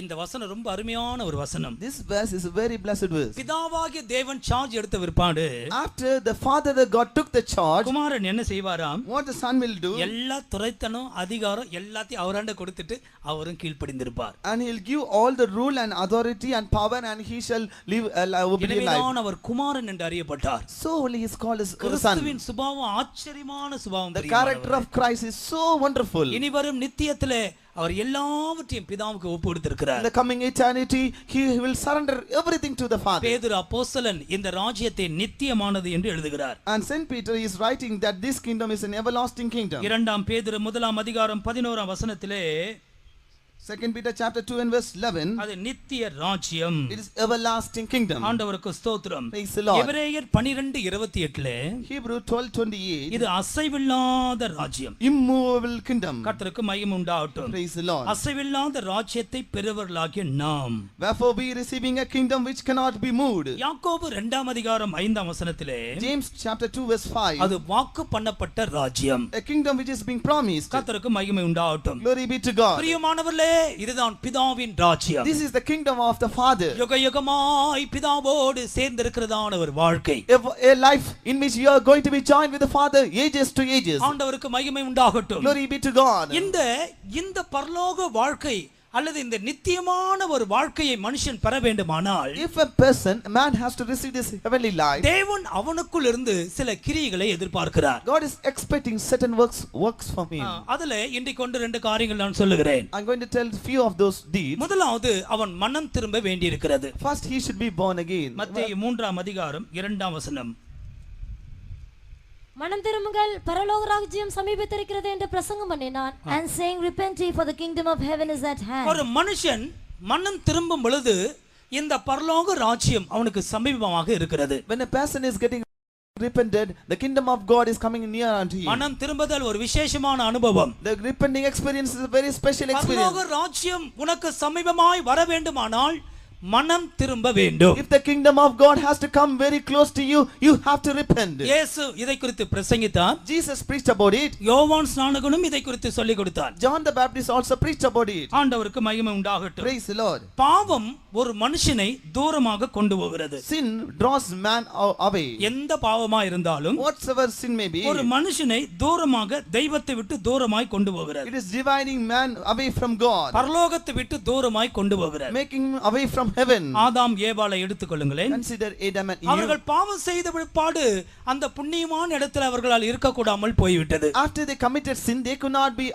not abide in the holy place. எனவேதான் மனுஷனை ஆண்டவர் துரத்தினார் என்று சொல்லப்பட்டிருக்கிறது. So it is being told God chased man. பாவம் பரலோக ராஜ்யத்தை விட்டு உன்னை தூரமாக கொண்டு போகிறது. Sin is chasing you out away from the heaven. 119ஆம் சங்கீதத்திலே 155ஆம் வசனம் படிங்க. Psalms 119 verse 155. ரட்சிப்பு துன்மார்க்கருக்கு தூரமாய் இருக்கிறது. Salvation is far from the wicked. ரட்சிப்பு துன்மார்க்கனுக்கு தூரமாய் இருக்கிறது. Salvation is far from the நீ wicked. துன்மார்க்கனா இருந்தால் ரட்சிப்பு பரலோக வாழ்வு தூரமாய் இருக்கிறது. If you are a wicked, then salvation, heavenly life is so far for you. இளைய மகன் துன்மார்க்க வாழ்க்கையை விரும்பி தூரமாய் போனானாம். That younger son, desiring a wicked life, he went to a far away country. சிலர் அந்த கெட்ட குமாரனை போலத்தான். Someone like that prodigal son. கர்த்தருக்கு ஸ்தோத்திரம். Praise the Lord. எல்லாத்தையும் வாங்கிக் கொண்டு தூரமாய் போனான். Gathering all things, he went to a far off country. துன்மார்க்கமாக வாழ்ந்தான். Lived a righteous life. பாவம் அவனை தூரமாய் கொண்டு போய் விட்டது. Sin took him to a far away place. ஆண்டவருக்கு மகிமை உண்டாகட்டும். Praise the Lord. அருமையான தேவ பிள்ளையே, Dear child of God, இந்த பரலோக ராஜ்யம் உனக்கு சமீபமாக வர விரும்பினால், if the heavenly life, the kingdom of God has to come near to நீ you, மனம் திரும்ப வேண்டும். you have to repent. உன்னுடைய பொல்லாத வழிகளை விட்டு நீ திரும்ப வேண்டும். You have to repent from your wicked ways. இந்த கூட்டத்தில் யாராவது மனம் திரும்பாதவர்கள் இருந்தால், In this meeting, if there is anyone who is not repentant, இந்த பரலோக ராஜ்யம் உனக்கு சமீபமாய் வர வேண்டும் என்றால், if the kingdom of heaven has to come near unto you, இன்றைக்கே உன்னுடைய பொல்லாத வாழ்க்கை விட்டு திரும்ப வேண்டும். you have to repent from your evil ways. ஒரு வாலிபனை குறித்து நான் படித்தேன். I studied about a young boy. அவன் ஒரு தேவாலயத்துக்கு சென்றிருந்தான். He went to a temple of God. ஆராதனை முடிந்தது. The worship came to an end. எல்லாரும் போய்விட்டார்கள். Everyone returned. 2 பேர் இருந்தார்கள். Only 2 or 3 persons இந்த there. வாலிபனும் அந்த ஆலயத்துக்குள் இருந்தான். This small boy was also found in the temple. அவனை சிலர் பார்த்து கேட்டார்கள், நீ வீட்டுக்கு போகவில்லையா என்று கேட்டார்கள். Some came and asked him, why did not you return to the house? அவன் ஒரு வார்த்தை சொன்னான். He told a word. நான் மனம் திரும்பாத பட்சத்தில் இந்த இடத்தை விட்டு போக கூடாது என்று நான் தீர்மானித்திருக்கிறேன் என்று சொன்னான். He told, I have made a decision, unless I repent, I should not go away from this place. அவன் அந்த ஆலயத்தில் இருந்தான். And he was in the temple. கூட இருக்கிற சகோதரர்கள் இரவெல்லாம் அவனுக்கு ஜெபித்தார்கள். The brothers who were there prayed along with him all through the night. அடுத்த நாள் அவன் வேலைக்கு போனான். Next day he went to the work spot. அவன் சுரங்கத்திலே, நிலக்கரி சுரங்கத்திலே வேலை செய்கிறவன். He is a person who has been working in coal mines. அன்றைக்கு இவன் வேலை செய்து கொண்டிருக்கும் பொழுது ஒரு ஆபத்து ஏற்பட்டது. And on the time when he was doing the job, a danger came. சுரங்கம் இடிங்கி விழுந்தது. The mine collapsed and fell down. இவன் உயிர் போகிற அளவுக்கு பாதிக்கப்பட்டான். And was affected that he is going to die now. அவனுடைய சரீரத்தை மீட்டெடுத்தார்கள். They redeemed his body. சில வார்த்தைகள் சொல்லும் மாத்திரம் அவனுக்கு பலன் இருந்தது. He had only the strength to say few அவன் என்ன words. சொன்னான் தெரியுமா? What he told, you know? நேற்றிரவே சரியாய் முடிவெடுத்தது நல்லதாய் போய்விட்டது என்று சொன்னான். He told, it is the best decision that I done yesterday night. அவனுடைய கடைசி வார்த்தை. That was his final verse. கர்த்தருக்கு மகிமை உண்டாகட்டும். Glory be to God. ஒரு அண்ணனும் ஒரு தம்பியும் இருந்தார்கள். There was an elder brother and younger brother. ரெண்டு பேரும் ஒருவருக்கொரு அதிகமாக நேசிப்பார்கள். They loved one another.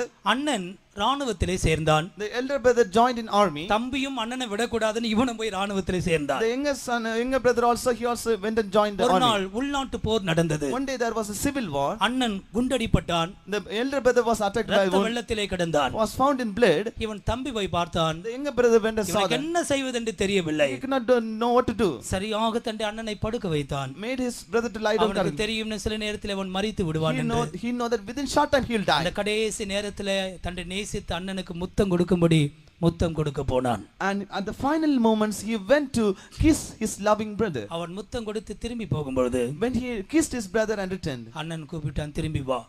and the brother called him, come back. இவனுக்கு ஆச்சரியமா இருந்தது. It was wonderful to him. இவன் திரும்பி போனான். He returned. நீ அம்மாவிடத்துல சொல்லணும், You have to say to my mother, அம்மாவுக்காக நான் ஜெபித்துக் கொண்டே இருக்கிறேன். I am praying for my mother. கடைசி நேரம். At what time? In the final moments.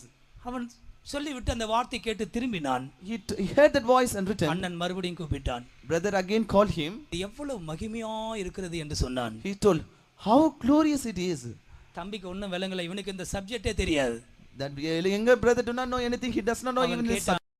அப்படி என்றால் என்ன அர்த்தம்? He asked, what does it mean? மேல் நோக்கி மரிப்பது எவ்வளவு மகிமையானது என்று சொன்னான். He told how blessed it is to look up and die. மனம் திரும்பின பிற்பாடு மரிப்பதுதான் மேல் நோக்கி மரித்தல். And after being repenting and dying, it is being lifting up and மனம் dying. திரும்பாமல் மரிப்பாயானால் பயங்கரமா இருக்கும். And if you die without getting the experience of repentance, it will be terrible. சந்தர்ப்பங்களை கொடுக்கிறார். God is giving you chances. மனம் திரும்புதல் என்று சொல்லுகிறது ஒரு ஆழமான கிரியை. Repentance, it's a deep work. நானும் கூட மனம் திரும்ப வேண்டியிருக்கு. I also have to repent. கர்த்தருக்கு ஸ்தோத்திரம். Praise the Lord. இன்றைக்கு கூட நான் மனம் திரும்ப வேண்டியவனாய் தான் இருக்கிறேன். Today also I have to repent. அது ஒரு பூர்ணத்துக்குள்ள வர வேண்டும். It has to come to perfection. ஆண்டவருக்கு மகிமை உண்டாகட்டும். Glory be to God. ஒரு மனுஷன் மனம் திரும்பும் பொழுது, When a person is being repented, அவன் தேவனுடைய ராஜ்யத்துக்கு சமீபமாக வருகிறான். he is coming close to the kingdom of heaven. ஆண்டவருக்கு மகிமை உண்டாகட்டும். Glory be to God. இரண்டாவதாக, Secondly, யோவான் சுவிசேஷம் 3ஆம் அதிகாரம் 3ஆம் வசனத்தை படிக்கும் பொழுது, when you study John's Gospel chapter 3 and verse 3, இந்த ராஜ்யத்தை காண வேண்டுமானால் அவன் மறுபடியும் பிறக்க வேண்டுமாம். and if you want to see the kingdom, he has to be born again. வாசிங்க.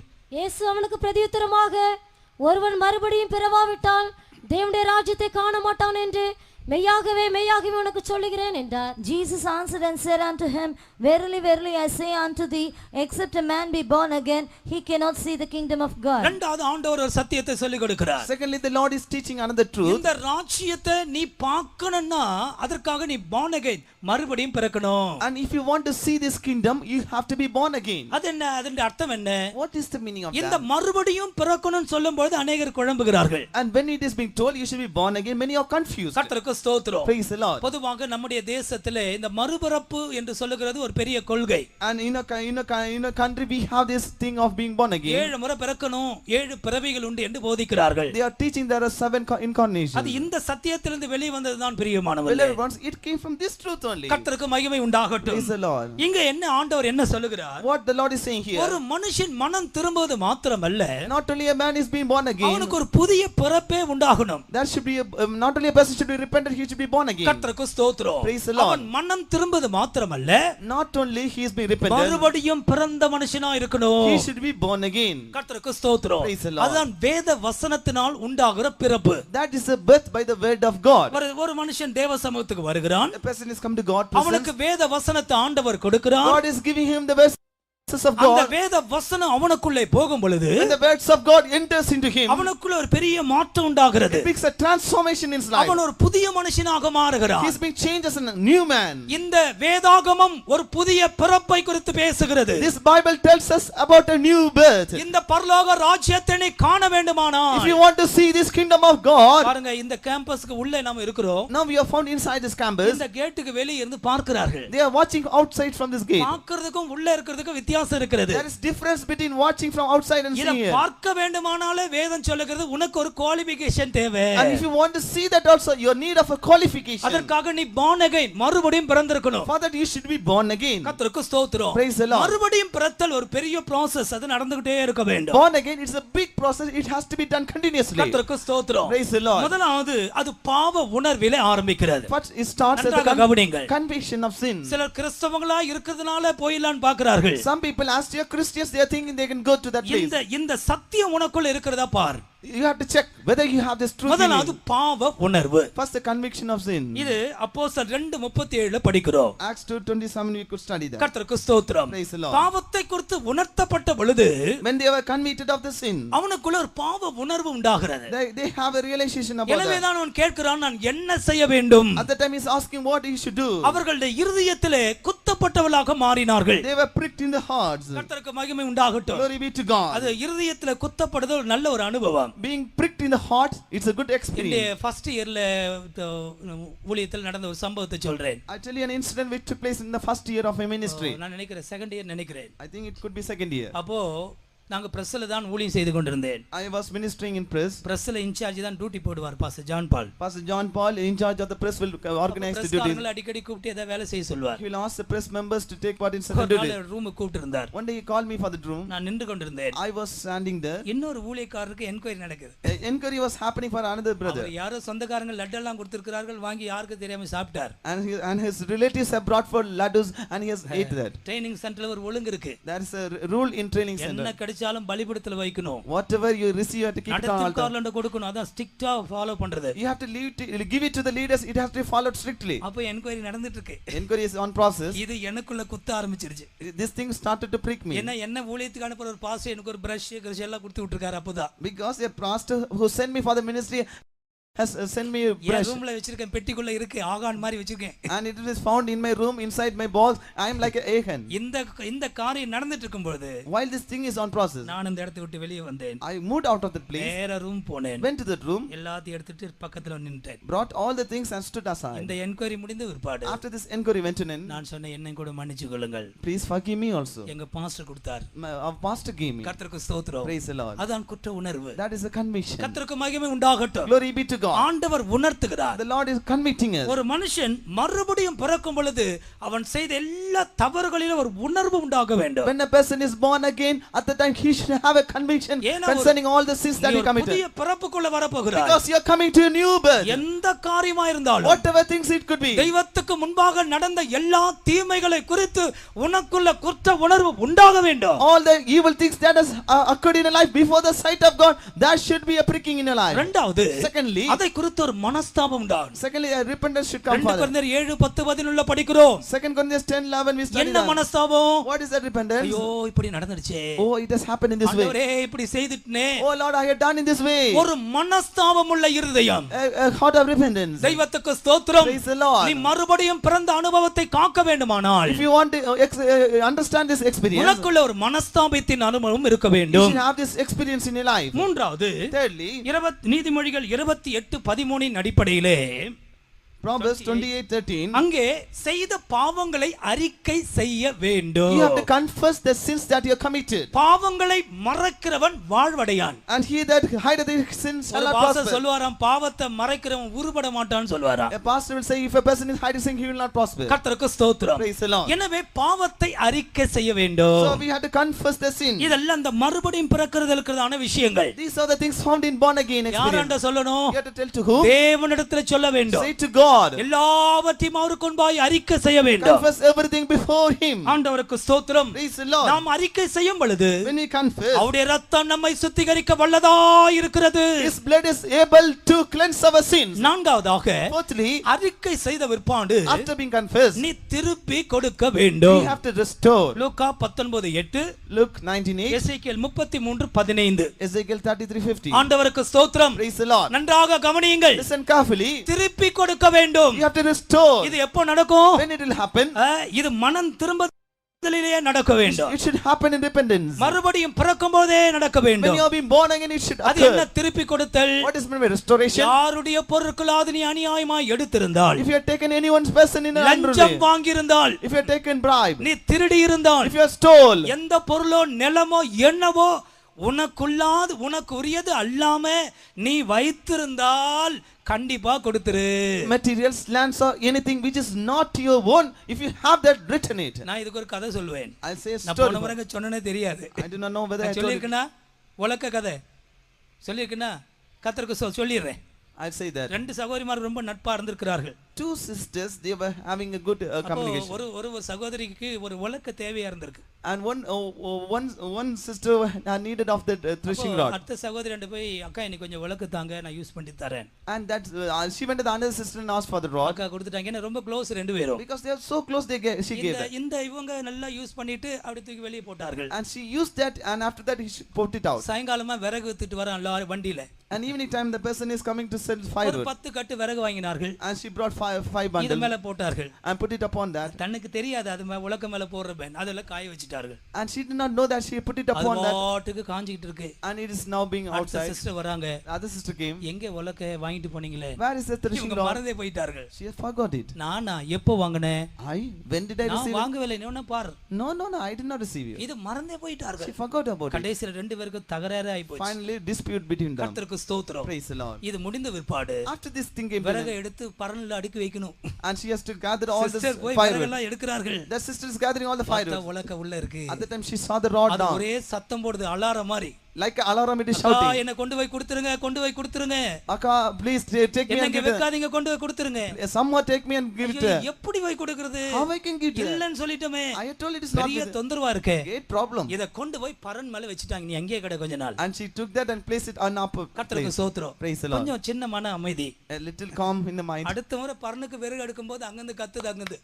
And அக்கா என்ன கொண்டு போய் கொடுத்துருங்க இங்க வச்சிராதீங்க. next time when she went to get the firewood, என்ன எங்க எடுத்து கொண்டு போய் கொடுத்துருங்க. again the voice, please take me and. பெரிய தொல்லையா போச்சு. A great problem now again. இது இங்க வைக்க கூடாது. I should not keep it இத here. கொண்டு போய் கணத்துக்குள்ள போடணும். I should put inside the well. யாருக்கும் தெரியாம நைட்டோட நைட்டா கணத்துக்குள்ள போட்டேன். Night time when nobody is aware, she took that and put it in well. காலையில தண்ணி எடுக்க போகணும். Early morning she went to take உள்ள the வந்து water. ஒரே கூக்குரல். Early morning alarm voice. இங்க போட்டுட்டீங்களே. You have put me here. என்ன கொண்டு போய் கொடுத்துருங்க. Please take me and give it to her. சமாளிக்க முடியவில்லை. Unable to control it. நான் இதோட நிறுத்துறேன். I was making an இது entry with it. கத்துகிறது மனசாட்சி.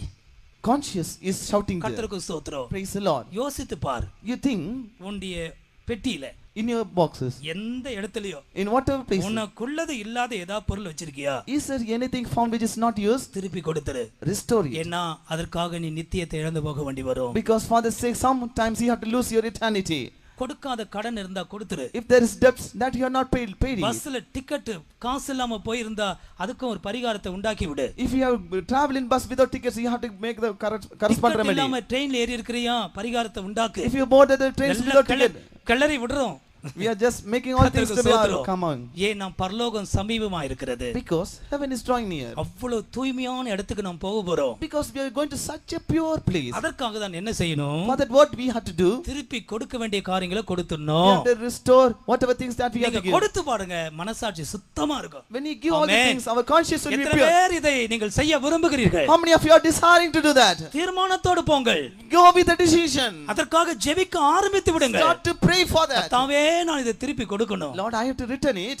அதற்காக எனக்கு கிருபை தாரும். Give me grace for that. இத சரியா நான் செய்து முடிச்சேனா ஆண்டவரே. I have to do it properly, Lord. பூமியிலிருந்து உயிர் போறதுக்கு முன்னால இத கிளியர் பண்ணிடணும். Before my spirit goes from this world, I have to do நீ it. சத்தியத்திற்காக ஜீவிக்க வாஞ்சித்தால் If you decide to live for the sake of truth, தேவன் உனக்கு உதவியாக இருப்பார். the Lord shall be a help to you. நீ திருப்பி கொடுக்க வேண்டியவைகளை திருப்பி கொடுப்பாய். Restore what the things you have to restore, God will help you. அது அடுத்ததாக And nextly, ஒப்புரவாகுதல். being reconciled. மறுபடியும் பிறத்தல் என்று சொல்லுகிறது ஒப்புரவாகுதல். Being born again shows that is a part of reconciliation. இது अनेகருக்கு பிரச்சனைக்குரிய விஷயம். This is a problematic factor for many. மத்தேயு 5:23-24 வாசித்துக் கொள்ளுங்கள். Matthew 5:23 and 24. கர்த்தருடைய வருகைக்கு முன்பாக Before the coming of Lord, நாம் ஒரு எல்லாரும் ஒன்றாக்கப்பட்டிருக்க வேண்டும். everyone should be united as one. ஒரு மனுஷன் மறுபடியும் பிறந்த அனுபவத்திலேயே ஒப்புரவாகி இருக்க A வேண்டும். person and the experience of born again itself, he should be reconciled. சிலருக்கு இந்த நாட்களிலே இது சுத்தமாக இல்லை. For some people, they don't have this thing. பக்கத்துல உட்கார்ந்திருப்பார்கள். They will sitting aside. இருதயமோ தூரமா இருக்கும். Hearts will be far கர்த்தருக்கு away. ஸ்தோத்திரம். Praise the Lord. இவர்களை கொண்டு போய் பரலோக ராஜ்யத்துல விட முடியாது. அங்கேயும் சண்டை போட்டுட்டு தான் If you இருப்பார்கள். take these people to heaven,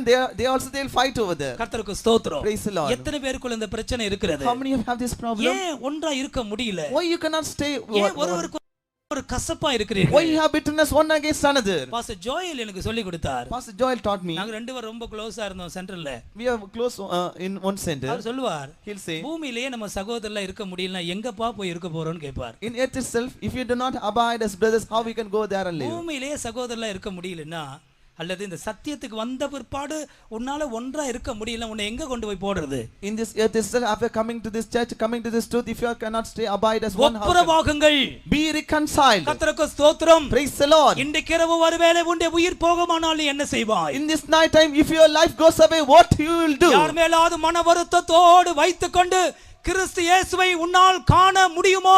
And if you have a grievance against any person, can you see God with the same heart? வார்த்தை நான் பேசும் பொழுது While I speak this word, பரிசுத்த ஆவியானவர் அந்த முகங்களை உனக்கு காண்பிக்கிறார். Holy Ghost is showing those faces to you. இந்த ஆளோடு நீ பேசவில்லையே, You are not speaking to this இந்த ஆளை நீ person. வெறுக்கிறாயே, You are hating this person. இந்த ஆள் மேல உனக்கு கோபம் உண்டு. You are having anger over this person. இன்றைக்கே தீர்மானியுங்கள், Today is a determine. அந்த சாத்தானை வெட்கப்படுத்துங்கள். Make the Satan to be ashamed. இயேசு கிறிஸ்து ஜெயம் பெறட்டும். Let Jesus be victorious. ஒப்புரவாகுங்கள். Be reconciled. எந்த கொடிய மனிதனாய் இருந்தாலும் Whatever wicked person may பகை be, வேண்டாம், and let it not be there. எல்லாரோடும் ஐக்கியமாயிருங்கள். Be united with அதுதான் all. பரலோக ராஜ்யம். That is the kingdom of heaven. ஆண்டவருக்கு மகிமை உண்டாகட்டும். Glory be to God. இந்த பூமியிலேயே பரலோக ராஜ்யத்தை சிருஷ்டியுங்கள் பிரியமானவர்களே. Beloved, and let us create the kingdom of heaven. அதுக்கு in this earth அடுத்ததாக itself. Nestly, இந்த 5 காரியங்கள் நாம் செய்யும் பொழுது while we do this 5 tasks, ரோமர் 3:24 படிக்கிறோம், நீதிகரித்தல். Romans 3:24, we study about justification. தேவன் நம்மை நீதிமானாய் மாற்றுகிறார். God will make us righteous. கர்த்தருக்கு ஸ்தோத்திரம். Praise the Lord. அவர் நம்மை நீதிகரிக்கிறார். He will justify us. அந்த அர்த்தம் இந்த பாவிகளை அவர் நீதிமானாய் மாற்றுகிறார். That means that God is changing this sinners righteous. அது இரத்தத்தினால் உண்டாகிற ஒரு காரியம். It is a thing occurring by the blood. அவரே அதை செய்து He முடிக்கிறார். himself is doing that job. ஏழாவதாக Seventhly, 1 யோவான் 1:7 நம்ம என்ன படிக்கிறோம்? 1 John 1:7, what we study, பரிசுத்தமாகுதல். being holy, sanctified. நீதிகரித்தலும் பரிசுத்தமாகுதலும் அவர் செய்கிறதான வேலை. Justification and sanctification is done by ஒரு him. மனுஷனுக்குள்ள மறுபடியும் பிறக்கும் பொழுதே இந்த work of sanctification ஸ்டார்ட் ஆகுது பிரியமானவர்களே. When a person is being born again, this work of sanctification begins in a person. பரிசுத்தமாகுதல் ஆரம்பத்திலே உண்டாக வேண்டும். The sanctification should start in the beginning itself. ஆண்டவருக்கு மகிமை உண்டாகட்டும். Glory be to God. அருமையான தேவனுடைய பிள்ளைகளே, Dear child of God, ஒருவன் மனம் திரும்பும் பொழுது பரலோக ராஜ்யம் அவனுக்கு சமீபமாக when a இருக்கிறது. person is repentant, the kingdom of God is at his hand. அதை காண வேண்டுமானால் அவன் மறுபடியும் பிறந்தவனாய் இருக்க வேண்டும். If you want to see it, he has to see. ஒரு He has to நிமிஷம் born நம்முடைய again. கண்களை மூடுவோமாக. 1 minute, shall we all close our eyes? இந்த சத்தியத்திற்கு இப்பொழுது உங்களை ஒப்புக்கொடுங்கள். For this truth, let us all surrender now. கொஞ்ச நேரம் நான் உங்களுக்கு கொடுக்கிறேன். I give you some time. நீ கேட்ட சத்தியத்தை கொண்டு சிந்தித்து பார். You think about the truths that you heard. நம்முடைய நம்பிக்கை பரலோக ராஜ்யம். Our hope is the kingdom of heaven. இன்றைக்கு ஆண்டவர் தன்னுடைய சத்தியத்தை உனக்கு வெளிப்படுத்தி இருக்கிறார். Today God has revealed the truth to you. நீ அதற்கு ஆயத்தமா? Are you ready for that? அதற்காக நீ ஆயத்தமாக்கி கொண்டிருக்கிறாயா? Are you preparing for that? கண்களை மூடுங்கள். Let's all close our eyes. சீக்கிரத்திலே கண்களை மூடி கால்களை மடக்கி சற்று நேரம் தேவ சமூகத்திலே காணப்படுவோம். Very quickly, shall we all close our eyes? Let us all bend our legs. இந்த சத்தியத்திற்காக ஜீவிக்க விரும்புவர்களுக்கு இன்றைக்கு ஒரு அபிஷேகத்தை தரப்போகிறார். God is going to give an anointing for those people who decide to live according to this truth. உங்களை நியாயம் தீர்க்கிறதல்ல இந்த கூட்டத்தின் நோக்கம். The intention of this meeting is not to judge நீங்க you, யாராக இருந்தாலும் whosoever you may be, உங்களை உணர்த்தி உங்களை பரிசுத்தமாக்குறது தான் இந்த கூட்டத்தின் நோக்கம். to realize you and make you to be sanctified. கண்களை மூடுங்கள். Close your eyes. ஆண்டவரை நோக்கி கூப்பிடுங்கள். Call unto the Lord. இயேசுவே எனக்கு இரங்கும் என்று சொல்லுங்கள். Say, Jesus, be merciful upon me. நம்முடைய மத்தியிலே பரிசுத்த ஆவியானவர் அசைபாடி கொண்டிருக்கிறார். You know, Miss Holy Ghost is moving. முழங்காலில் நிற்க முடியவில்லை என்றால் நீங்கள் நிற்கலாம், ஒன்றும் தவறு இல்லை. Those who can stand in knees, you can stand in knees. எப்படி என்றாலும் நம் கர்த்தரை நோக்கி கூப்பிட போகிறோம். Anyhow, we are going to call upon our Lord. ஒரு மனதோடு ஆண்டவர் நோக்கி கூப்பிடுவோம். With one accord shall we all call to the Lord. கர்த்தாவே உம்முடைய ராஜ்யத்திற்காக என்னை ஆயத்தமாக்கும். Oh Lord, prepare me for your kingdom. நான் குறைவுள்ளவனாய் வந்திருக்கிறேன். I come in short fault. இன்றைக்கு எத்தனையோ காரியங்களை நான் உணர்த்தப்பட்டிருக்கிறேன். I realized in many things today. இந்த ஜீவியத்தை மாற்றிக்கொள்ள விரும்புகிறேன். I want to change my life. எத்தனை பேர் வாஞ்சிக்கிறீர்கள்? How many of you desire it? ஆண்டவருடைய சமூகத்திலே ஒப்புக்கொடுங்கள். Surrender in God's வாயை presence. திறந்து ஜெபிக்க ஆரம்பித்து விடுங்கள். Open your mouth and start to pray. மௌனமாய் இருக்க வேண்டாம். Don't be silent. இயேசுவே என்று கூப்பிடுங்கள். Call Jesus. ஹalleluya ஹalleluya. ஸ்தோத்திரம் ஆண்டவரே, ஸ்தோத்திரம் ஸ்தோத்திரம் ஸ்தோத்திரம் ஸ்தோத்திரம்.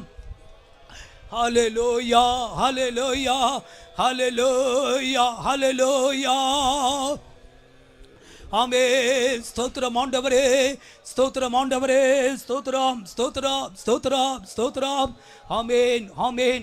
நீ எந்த விஷயத்துல உணர்த்தப்பட்டாயோ For whatever things you have been urged. அதற்காக ஜெபி, வெட்கப்பட வேண்டாம். For that you pray. Don't be ashamed. ஒரு சொட்டு கண்ணீர் வரட்டும்.